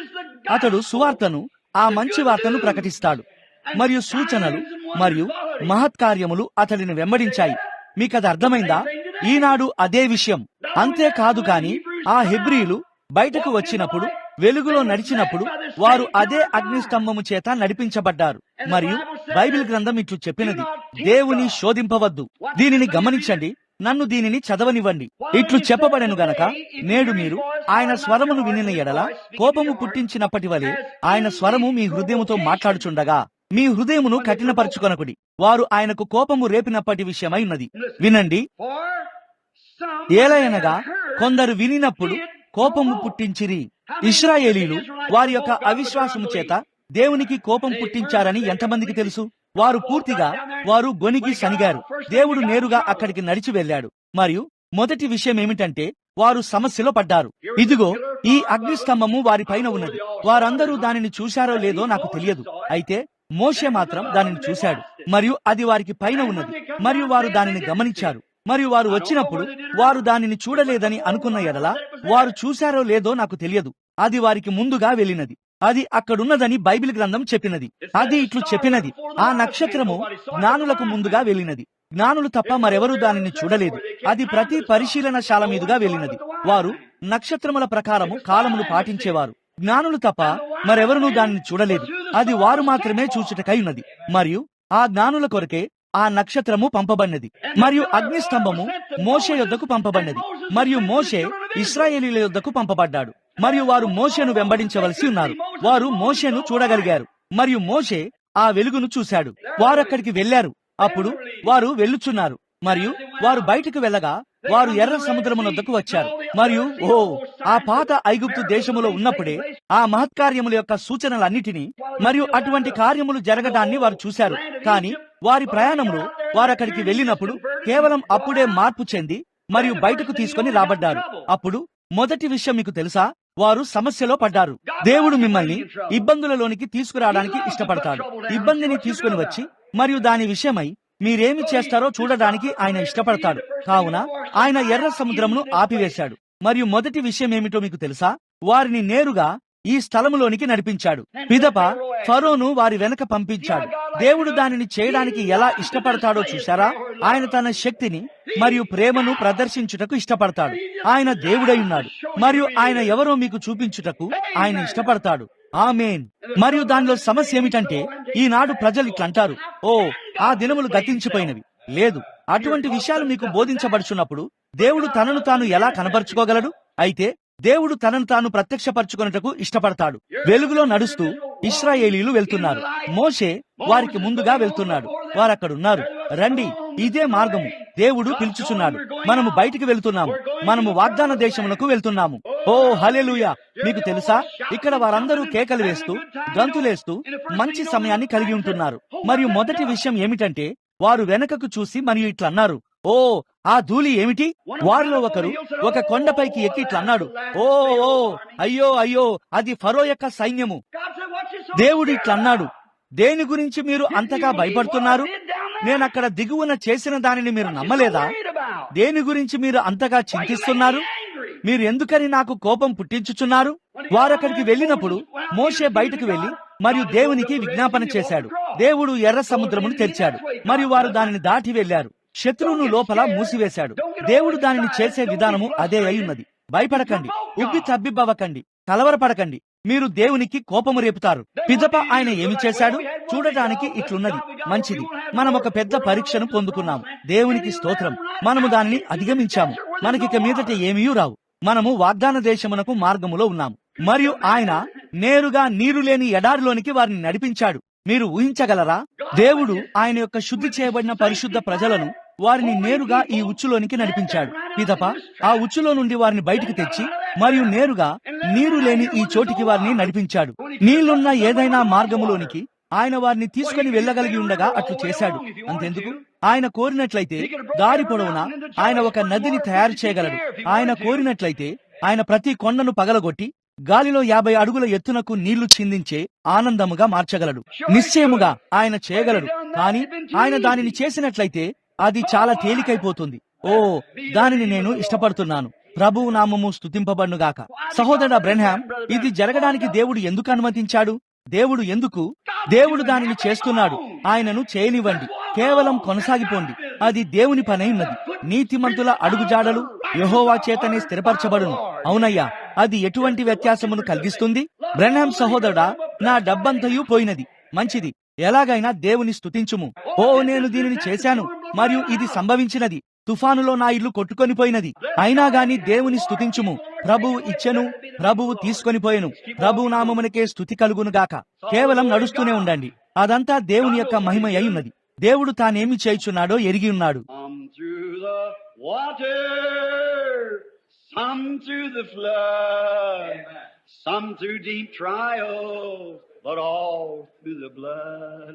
ఆ విధంగానే ఆయన వారిని నడిపిస్తాడు.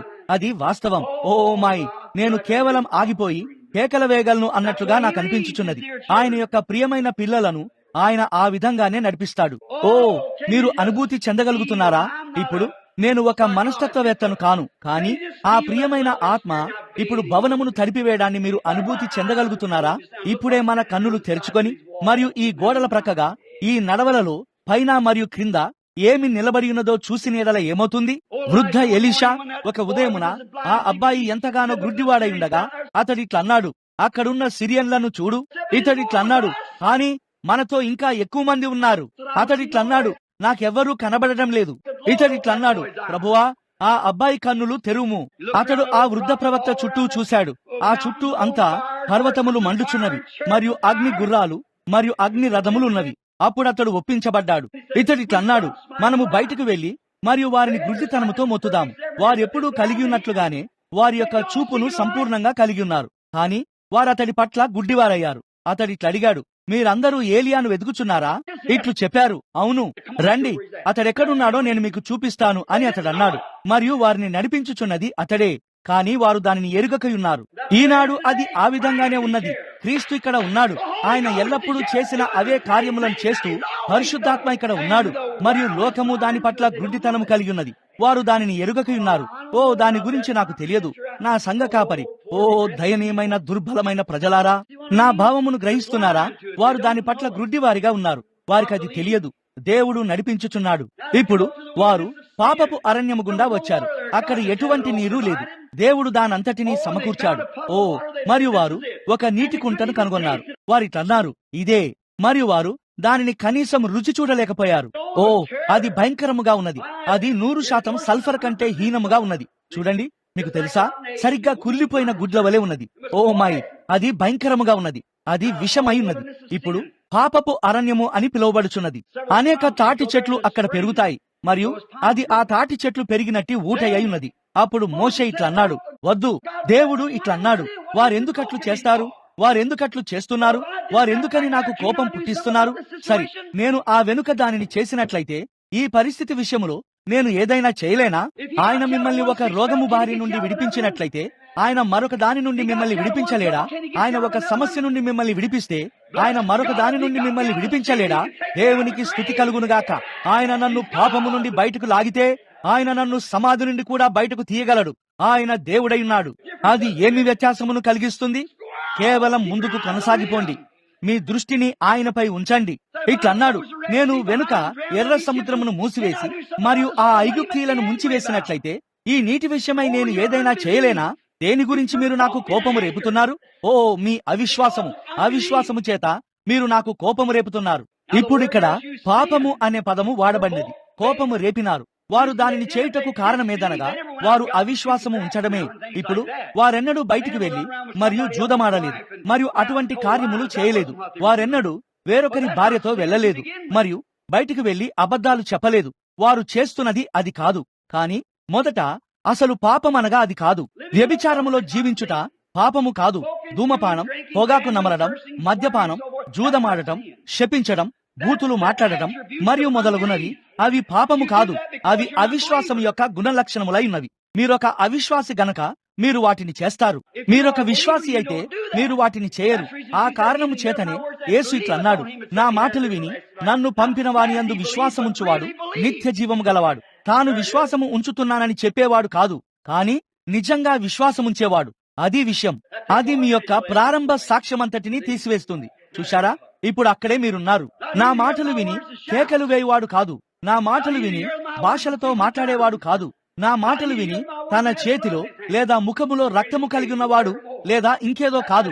అది కాదు. నా మాటలు విని నన్ను పంపిన వాని యందు విశ్వాసముంచువాడు నిత్య జీవము గలవాడు మరియు వాడు తీర్పులోనికి రాక మరణము నుండి జీవములోనికి దాటియున్నాడు. పాపమనగా ఏమిటి? అవిశ్వాసమే. నేరుగా లేఖనం యొద్దకు వెళ్లి అది సత్యమో కాదో అని కనుగొనుటకు బదులుగా ఏదో ఒక చిన్న విషయం లేవగలదు. ఓ మీరిట్లంటారు, చూడండి, అదిగో మీరు వెళ్ళండి. నేనైతే కేవలం నేను ఉన్న రీతిగానే ప్రెస్బిటేరియన్ గా కొనసాగుతాను. చూడండి, గుడ్డివారిగా కొనసాగిపోండి. అయితే మీరు దేవునికి కోపము రేపుతారు. దేవుడు ఏదైనా చేసినప్పుడు దేశము దానిని పట్టుకోవాలని ఆయన ఆశిస్తాడు. కానీ దానికి బదులుగా మీకు తెలుసా, మంచిది, దాని గురించి నాకు తెలియదు, చూశారా, ప్రజలు దానిని పొందాలని ఆయన ఆశిస్తాడు. మీరు తగినంతగా శ్రద్ధ కలిగి ఉన్నట్లయితే లేఖనమును తీసుకొని కూర్చోండి, దానిని చదవండి మరియు దానిని మొత్తం వెతకండి మరియు అది జరిగినదో లేదో చూడండి, అది జరుగుతుందని ముందుగా చెప్పబడినదో లేదో అని, మరియు అటువంటి వాటిని చూడండి. అప్పుడు మీరు దానిని పొందుకుంటారు. ఆమేన్.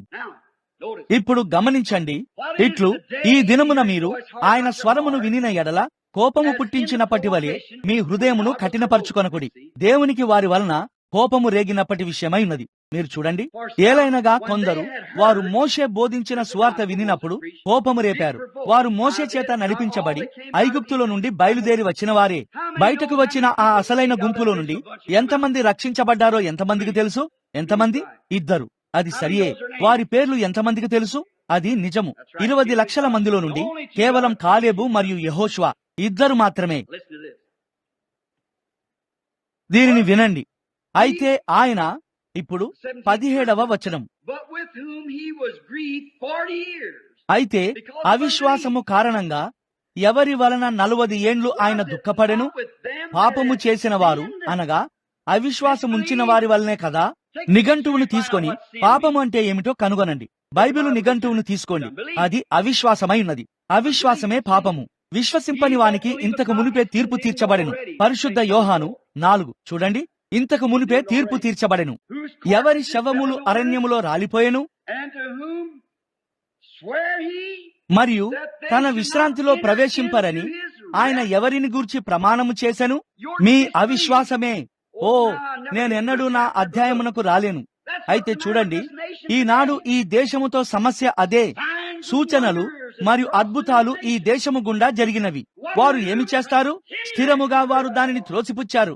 మరియు ఆయన ఇట్లా అన్నాడు, వారు ఎక్కడికైతే ప్రయాణమును ప్రారంభించారో ఆ దేశములోనికి వారిని ప్రవేశింపనివ్వనని నేను ప్రమాణం చేస్తాను.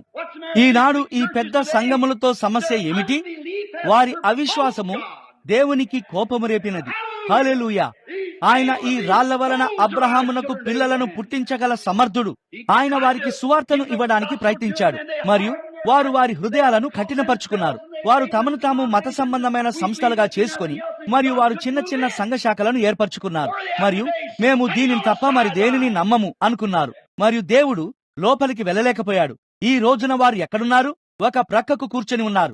దేవుని యొక్క చిన్న విశ్వసనీయమైన గుంపు సూచక క్రియలు మరియు అద్భుతములతో నేరుగా కొనసాగిపోవచ్చున్నది. ఆయన వారిని పరీక్షించుచున్నాడు. దేవుని యొద్దకు వచ్చు ప్రతి కుమారుడు మొదటిగా పరీక్షించబడి మరియు పరిశోధించబడతాడు. బాల శిక్షణ ఇవ్వబడవలసి ఉన్నది. మొదట జరిగిన చిన్న విషయానికే ఓ సరి, ఎలాగైనా దాని విషయమై ఏమీ లేకపోవచ్చును. మీరు అక్రమ సంతానమై ఉన్నారే గాని దేవుని కుమారుడు కాదు. ఏలైనగా ఒక దేవుని కుమారుడు అబ్రహాము యొక్క సంతానమై ఉన్నాడు. అతడు లేని వాటిని ఉన్నట్టుగా పలుకుతాడు. దేవుడట్లు చెప్పాడు అంటూ మరియు ముందుకు కొనసాగుతూనే ఉంటాడు. ఆమేన్.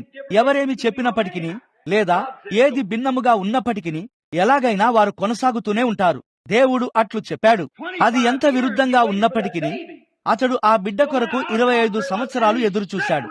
మరియు అతడు నమ్మగలుగునట్లు ఆ అవిశ్వాసుల నుండి అతడు తనను తాను వేరు చేసుకున్నాడు. ఆమేన్. ఓ మై, నేను భక్తి పరవశుడనగుచున్నాను. దాని గురించి ఆలోచించండి.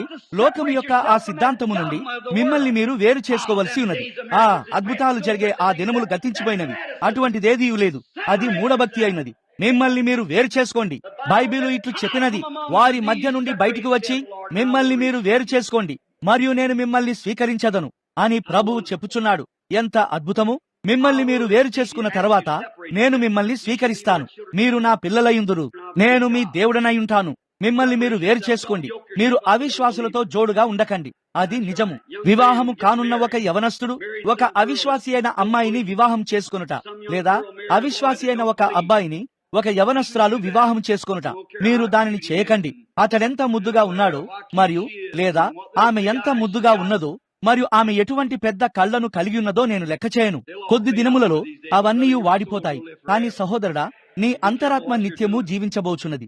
నీవు ఏమి చేయుచున్నావో దాని విషయమై నీవు జాగ్రత్త వహించుము.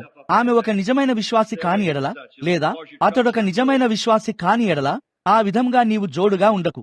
అటువంటి దాని నుండి దూరంగా ఉండండి. అది దారిలో మీకు సమస్యను కలగజేస్తుంది. ఇప్పుడు వినండి 17వ వచనము. అయితే ఎవరి వలన ఆయన 40 ఏండ్లు దుఃఖపడెను, ఎవరి శవములైతే రాలిపోయినవో అట్టి పాపము చేసిన వారి వలనే కదా ఆ విశ్రాంతిలోనికి ప్రవేశింపరని ఆయన ఎవరిని గూర్చి ప్రమాణము చేసెను. వారు ప్రయాణమును ప్రారంభించారు, అయితే వారు అద్భుతాలను చూశారు, కాని వారు వాగ్దాన భూమిలోనికి ఎన్నడూ చేరుకోలేదు. కేవలం ఎన్నుకోబడిన 2 మాత్రమే వాగ్దాన దేశంలోనికి ప్రవేశిస్తారు. ఇప్పుడు పౌలు ఏమి చేస్తున్నాడు? ఇప్పుడు అతడు క్రైస్తవులతో మాట్లాడుచున్నాడు. అగ్ని స్తంభము వారిని నడిపించుచుండగా సూచనలు మరియు అద్భుతాలతో ఆ వెనుక బోధించబడిన ఇదే సువార్త ఈ కార్యములు మరలా సంభవించుచున్నప్పుడు మీరు సందేహపడుతూ అవిశ్వాసము వలన దారి ప్రక్కనే రాలిపోకండి. ఏలైనగా వారి శవములు అరణ్యములో రాలిపోయినవి. ఇప్పుడు మనము లోపలికి ప్రవేశిస్తున్నాము. ఇప్పుడు త్వరగా జాగ్రత్తగా గమనించండి. జీవించని వారిని గూర్చియే గదా. కాగా అవిశ్వాసము చేతనే వారు ప్రవేశింపలేకపోయిరని మనము గ్రహించుచున్నాము. ఒకసారి అతడు దానిని పాపము అని అంటాడు, తర్వాత సారి అతడు దానిని అవిశ్వాసము అని అంటాడు. అవిశ్వాసమే పాపము. వారి యొక్క అవిశ్వాసము చేతనే వారు ప్రవేశించలేదు. ఆ ప్రవక్త అయిన మోషేను వారు చూశారు. అతడు ఏమి చేశాడో వారు చూశారు. అతడు ఏమి చెప్పాడో వారు చూశారు. ప్రతిసారి అది సత్యమైనది. ఆ సత్యము నేరుగా కొనసాగిపోయినది. ఈ అగ్నిస్తంభము వారి ఎదుట ప్రత్యక్షమయ్యేది. వారు దానిని గమనించారు, వారు దానిని చూశారు. పౌలు అతడు పొందుకున్న అనుభవమును తర్వాత ఇక్కడ చెప్పుటకు ప్రయత్నిస్తున్నాడు. చూశారా? ఆ అనుభవమును ముడివేయుటకు ప్రయత్నిస్తూ అతడు దానిని పాత నిబంధనతో పోల్చాడు.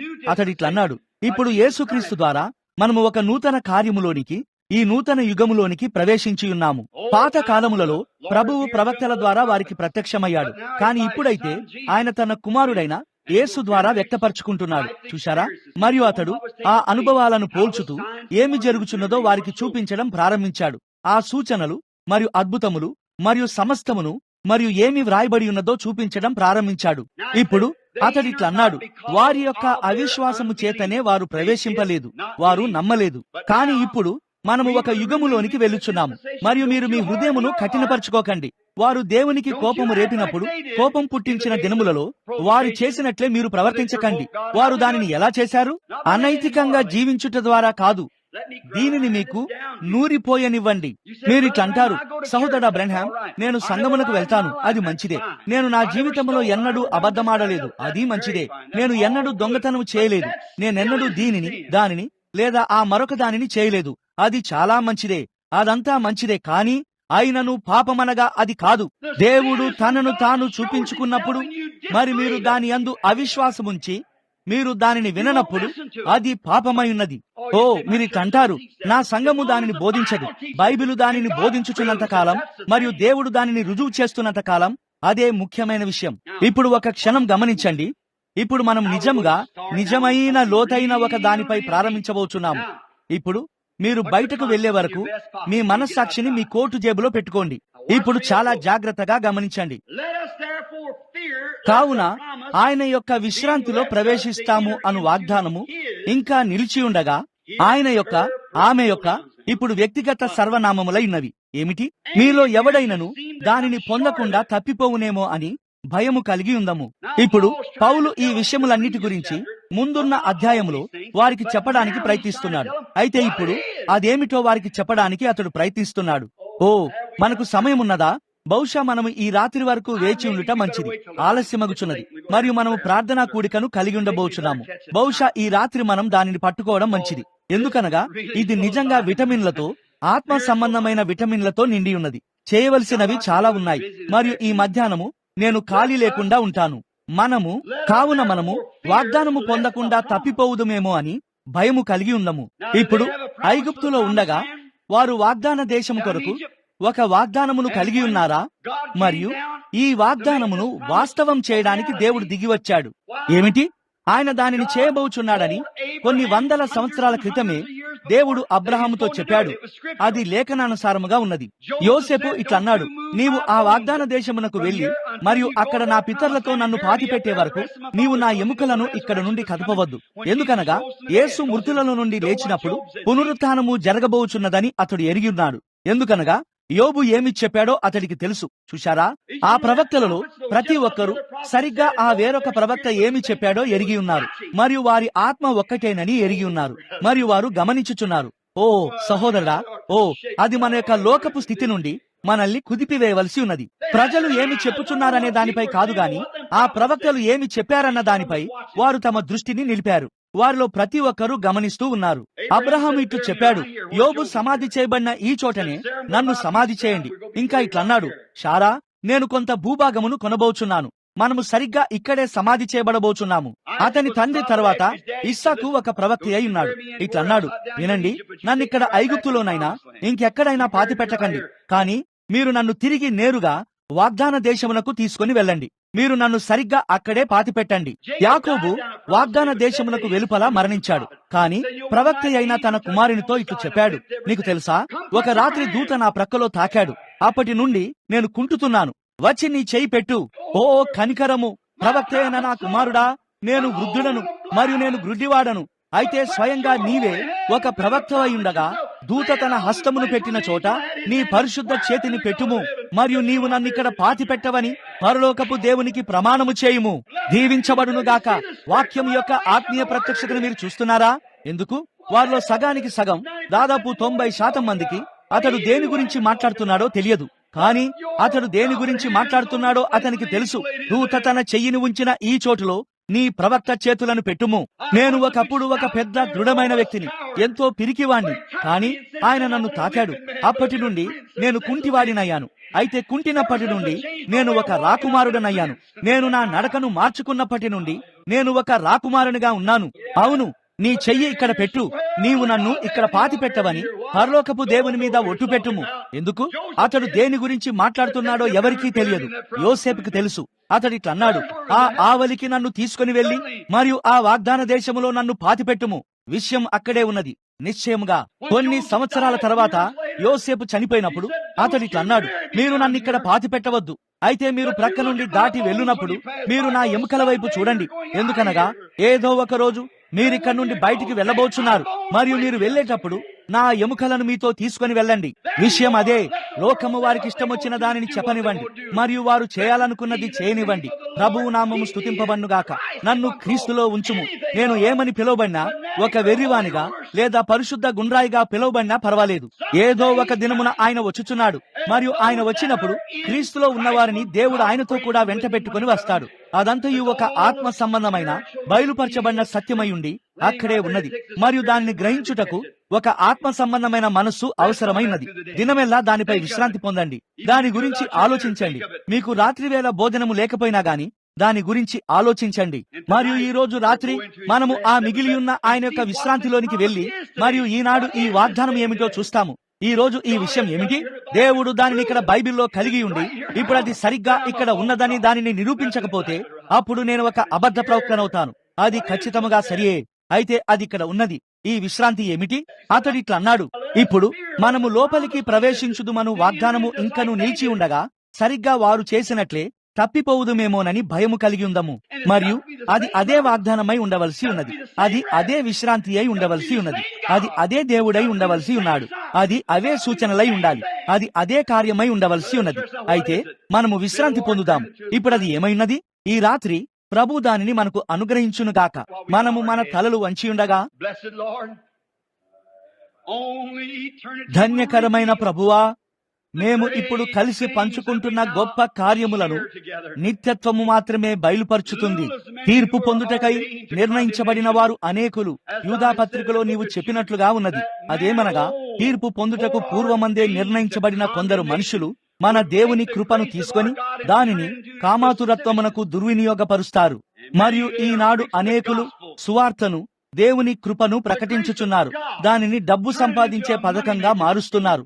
గొప్ప పెద్ద సంఘములను కలిగి ఉండి మరియు ఆదివారపు బడిలో ఎక్కువ మందిని కలిగి ఉండి దేవుని కృపను తీసుకొని మరియు దానిని కామాతురత్వమునకు దుర్వినియోగపరుస్తున్నారు. మరియు లోకము గ్రుడ్డిదయ్యుండి గ్రుడ్డి పందుల వలె పోవుచున్నది, వారు అర్థం చేసుకోలేరు. ఓ దేవా, మాకు గ్రహింపును దయచేయము. ఈ లోక సంబంధమైన పిల్లల వలె మా గ్రహింపును ఉండనీయకము. ఏలైనగా నీవు నీ వాక్యములో ఇట్లు చెప్పియున్నావు, వెలుగు కుమారుల కంటే ఈ లోక సంబంధులు యుక్తిపరులై ఉన్నారు.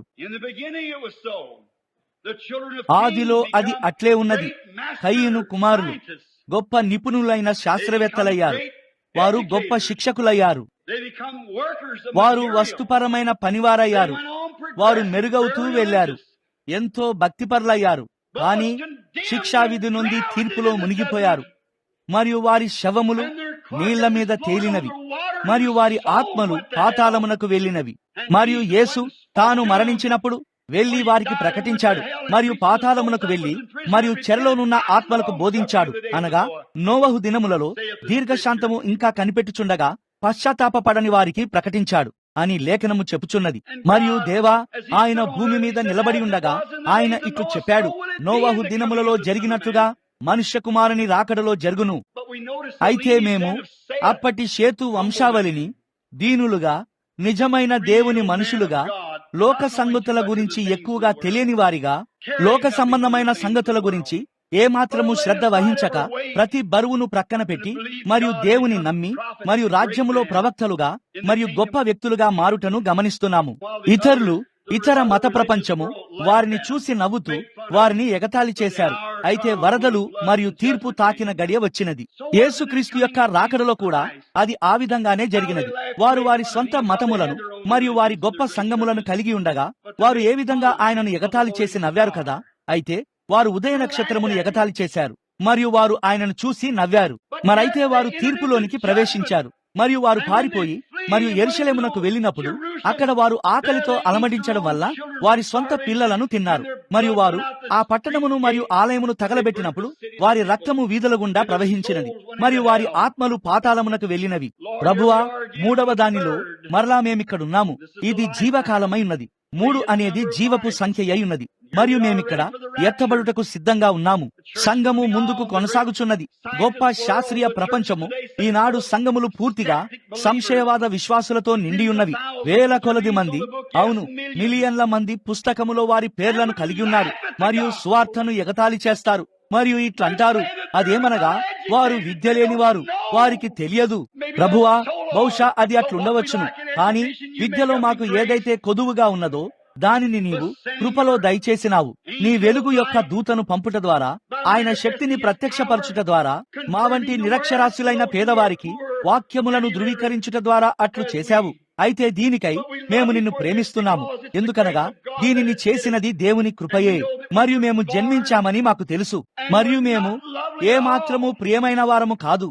మేము ఎంతో ప్రేమించబడలేని వారిగా ఉన్నాము. అయితే నీవు కృప ద్వారా నీ దయగల హస్తమును చాపి యేసు మా కొరకు ప్రార్థించుటను బట్టి మా కన్నులు తెరిచావు. అతని చుట్టూ చూడటానికి అతడు తిరిగినప్పుడు గెహాజీ కొరకు ఏలియా చేసినట్లే ఉన్నది. మరియు ఈనాడు మా కన్నులు తెరవబడి ఉన్నవి మరియు మేము దేవుని కార్యములను చూస్తున్నాము మరియు మేము అంత్యకాలములో కొనసాగుచున్నామని మేము ఎరిగి ఉన్నాము. అన్యజనుల దినములు సమాప్తమైనప్పుడు మరియు ఆయన తన నామము కొరకు ఒక ప్రజలను తీసుకుంటాడు. ప్రభువా, మేము అక్కడ లెక్కించబడుదుముగాక. హీనముగా మేము వేడుకొనుచున్నాము. నీవు దానిని అనుగ్రహిస్తావని మేము ప్రార్థిస్తున్నాము. మమ్మల్ని దీవించుము. ఈ ఉదయం ఈ చిన్న జనసమూహమును దీవించుము.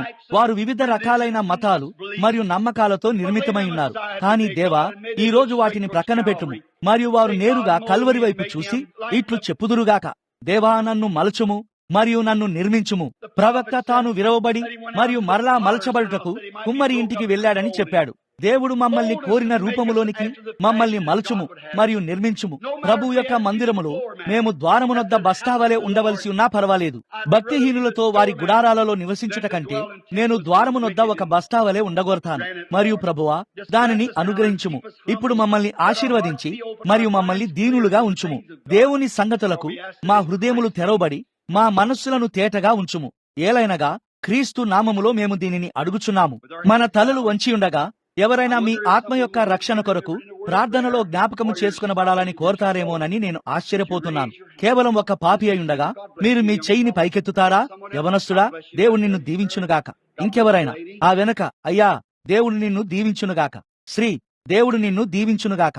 ఇప్పుడే మీ ఆత్మ కొరకు ప్రార్థనలో జ్ఞాపకం చేసుకునబడుటకు ఇంకెవరైనా ఇష్టపడుతున్నారా? అయ్యా, చెయ్యి పైకెత్తిన నీవు, దేవుడు నిన్ను దీవించునుగాక. మరియు దేవుడు నిన్ను దీవించునుగాక. మరియు ఇక్కడున్న మిమ్మల్ని కూడా. అద్భుతం. ముగించడానికి ముందు ఇంకెవరైనా ఉంటారా? ఎవరో ఉంటారని నాకు అనిపించుచున్నది. అయ్యా, వెనుక, ఆ వెనుకనున్న నీవు, దేవుడు నిన్ను దీవించునుగాక. ఇట్లనండి. ఇప్పుడు చూడండి, నేను మిమ్మల్ని ఒకటి అడగగోరుతున్నాను. అది ఈ చిన్న మందిరము వలనై ఉన్నదని మీరు అనుకోవాలని నేను అస్సలు కోరడం లేదు. అది ఈ ప్రజల వలనై ఉన్నదని మీరు అనుకోవాలని నేను కోరడం లేదు. మరియు ఓ కనికరము గల దేవా, ప్రభు యొక్క దూత నాతో తన ఫోటో తీయించుకున్నందువలనై ఉన్నదని అనుకోకండి. మరియు అటువంటిదేదో అని అనుకోకండి. అటువంటిది చేయుట, ఓ దేవా, నేను ఆ విధంగా భావించినట్లయితే సహోదరుడా, మిమ్మల్ని అడగడానికి బదులు నేను బలిపీఠం వద్ద ఉండవలసి ఉంటుంది. అయితే నేను కేవలం దీనిని చెప్పుచున్నాను. ఇది సత్యమని మీరు చూచినట్లు లేఖనము ద్వారా మాత్రమే నేను దీనిని చెప్పుచున్నాను.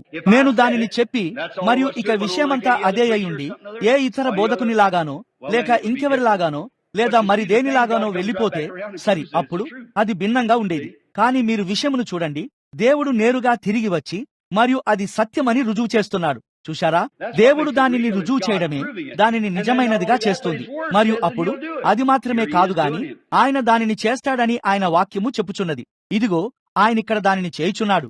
ఇప్పుడు మీరు సరి అయిన స్థితిలో లేనట్లయితే, మీ హృదయము దేవునితో సరిగ్గా లేనట్లయితే, మీరు కేవలం మీ చెయ్యి పైకెత్తుతారా? ఇట్లు చెప్పండి, నా కొరకు ప్రార్థించుము. మంచిది. సరిగ్గా మీరున్న చోటనే ఉండండి. వారి ఆత్మకై కనికరము కోరుతూ దాదాపు 8 లేదా 10 చేతులు పైకెత్తబడినవి. మీరు మీ తలలు వంచి ఉండగా ఇప్పుడు మీరు ప్రార్థించండి. గుర్తుంచుకోండి, పశ్చాత్తాప పడాల్సింది మీరే. దేవుడు కనికరము చూపాలని నేను కేవలం మీ పక్షమున అడుగుచున్నానంతే. అయితే అది బలిపీఠము. దేవుడు మీ మనస్సులో మిమ్మల్ని ఒక స్థానమునకు తీసుకుని వచ్చాడు. మరదే బలిపీఠమై ఉన్నది. బలిపీఠమునొద్దకు వచ్చుటను మనము నమ్ముతాము నిశ్చయముగా. కానీ అది మంచిదే. కానీ దేవుడు మిమ్మల్ని కలుసుకున్న స్థలమే మీ యొక్క నిజమైన బలిపీఠమై ఉన్నది. మరియు సరిగ్గా మీరు కూర్చున్న చోటనే ఆయన మిమ్మల్ని కలుసుకున్నాడు. అదే మీ బలిపీఠమై ఉన్నది. ఇప్పుడు ఇట్లు చెప్పండి, దేవా, ఒక పాపినైన నాకు కనికరము చూపుము. మరియు ఈ రోజు నుండి నీవు నాకు సహాయము చేసినట్లయితే నేను నీ కొరకు జీవిస్తాను. నేను నిన్ను సేవిస్తాను. ఎవరు ఏమి చెప్పినా నేను లెక్క చేయను. ఈ ఉదయమున నేను బయటకు అడుగు వేయుచున్నాను. సరిగ్గా ఇక్కడే నేను ప్రార్థించుచున్నాను. మరియు నీవు ఈ పాత పొగరుబోతు ఆత్మను నా నుండి తీసివేయుము. నీవు ఈ కోపమును నా నుండి తీసివేయుము. నేను అలా ప్రవర్తిస్తూ దేవునితో సరిగ్గా ఉండలేనని నాకు తెలుసు. మరియు నేను నా హృదయములో ద్వేషమును కలిగి ఉన్నాను. నేను ఈర్ష్యపడుచున్నాను. నేను దురుద్దేశమును కలిగి ఉన్నాను. నేను దానిని కలిగి ఉన్నాను. దేవా, దానిని బయటకు తీసివేయుము. నేను ఆ విధంగా ఉండగొనడం లేదు. నన్ను మాధుర్యముగా, దీనముగా మరియు సాత్వికునిగా మార్చుము. నన్ను మృదువుగా ఉండునట్లు మార్చుము. ఇతరులను నీ కొరకు గెలుచుకోగలిగే ఒక వ్యక్తిగా నన్ను మార్చుము. నా జీవితములో అభినందనలు చూపించుటకు నన్ను నీ కొరకు ఏదైనా చేయనిమ్ము. మనము కలిసి ప్రార్థించుచుండగా ఇప్పుడు మీరు చేయవలసిన ప్రార్థన అదే అయ్యున్నది. పరలోకపు తండ్రి, వారు నీవారు. వారు ఈ ఉదయకాల వర్తమానం యొక్క ప్రతిఫలములై ఉన్నారు. వారు తమ చేయిని పైకెత్తారు. ఏదో వారిని ఆ విధంగా చేయించినది. వారు తమ చేతులను పైకెత్తినప్పుడు గురుత్వాకర్షణ నియమాలను ధిక్కరించారు. వారిలో నిర్ణయం తీసుకున్న ఒక ఆత్మ ఉన్నది. వారిని కలగజేసిన సృష్టికర్తను వారు అంగీకరించారని వారు తమ చేతులను పైకెత్తారు. ఇప్పుడు పరలోకపు తండ్రి, సరిగ్గా ఇప్పుడే నీవు వారిని దీవించి మరియు వారికి నిత్య జీవమును అనుగ్రహిస్తావని నేను ప్రార్థిస్తున్నాను. వారిని బలిపీఠం వద్దకు పిలవడం, ఒక అదనపు గదిలో వారిని ఉంచడం, ఆ పనంతా చేయడం తప్ప నేను చేయగలిగేది ఏదీ లేదు. ప్రభువా, దానిని చేయుటకు నీవే అవసరమైనావు. మేము వాక్యమును బోధించుట కంటే ఎక్కువేమీ చేయలేము. నీవు ఇట్లన్నావు, వినుట వలన, వాక్యము వినుట వలన, దేవుని వాక్యమును వినుట వలన విశ్వాసము కలుగును.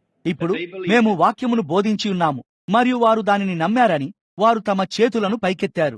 ఇప్పుడు వారికి నిత్య జీవమును అనుగ్రహించుము. ఎందుకనగా నీవు దానిని చేస్తావని నీవు వాగ్దానం చేశావు. వారు తమ చేతులను యథార్థముగా పైకెత్తినట్లయితే ఈ ఉదయమున వారు ఈ భవనము నుండి ఒక మాధుర్యమైన, సాత్వికమైన, దీనమైన క్రైస్తవులుగా బయటికి వెళ్తారు. ఎందుకనగా నీవు దానిని వాగ్దానం చేశావు.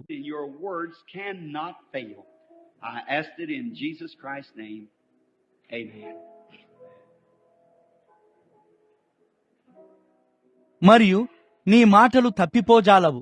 యేసుక్రీస్తు నామములో నేను దానిని అడుగుచున్నాను. ఆమేన్.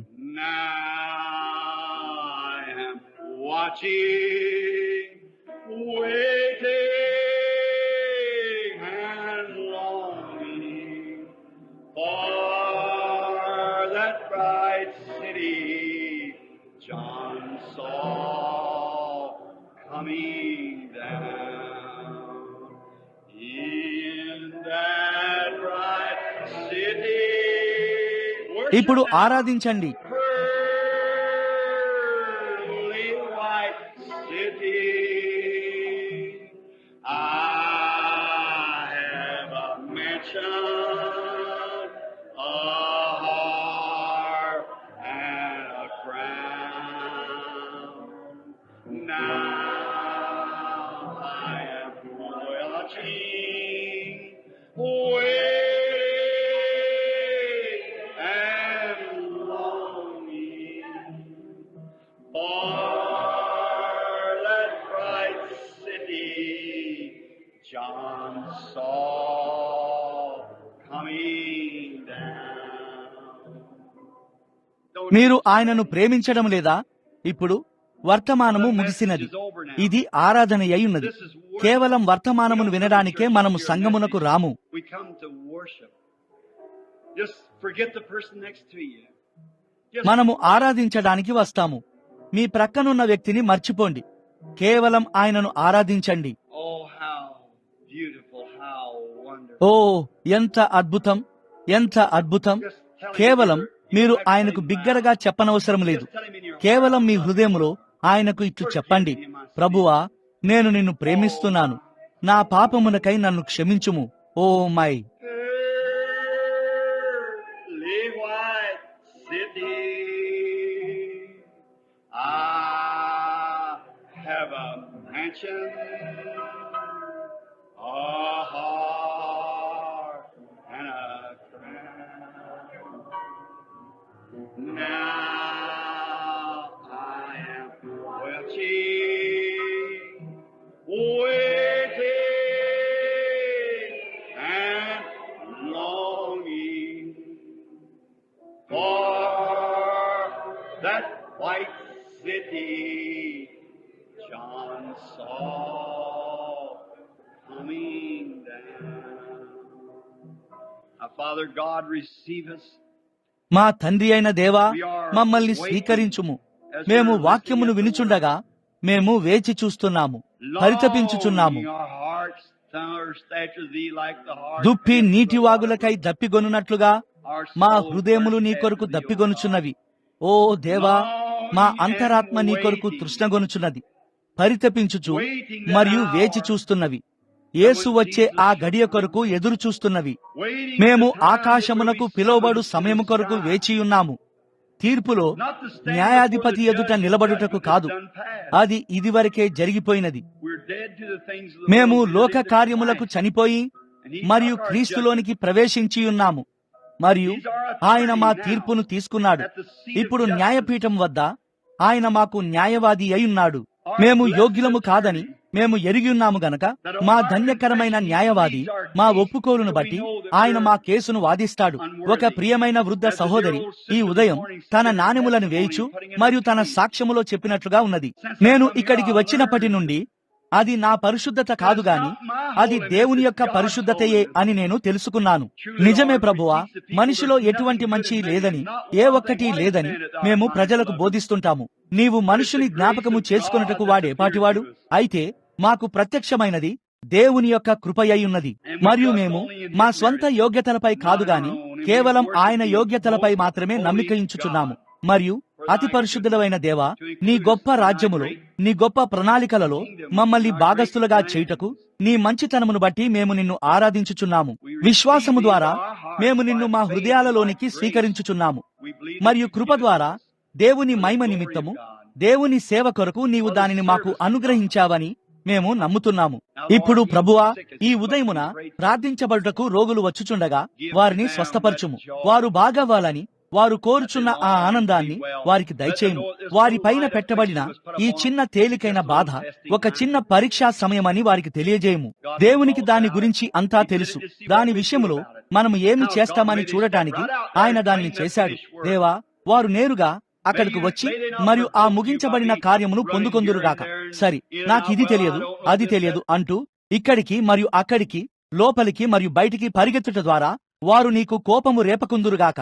ప్రభువా, వారు స్థిరముగా నిలబడి ఇట్లు చెప్పుదురుగాక, ప్రభువా, నన్ను రక్షించినది నీవే, నా కొరకు ఈ కార్యములు చేసినది నీవే. నేను నిన్ను నమ్ముచున్నాను, మరియు ఈ రోజు నేను నీ యందు పూర్తిగా నమ్ముచున్నాను, మరియు నీవు దీనిని ఈ ప్రజలకు అనుగ్రహిస్తావని క్రీస్తు నామములో నేను ప్రార్థిస్తున్నాను. ఆమేన్.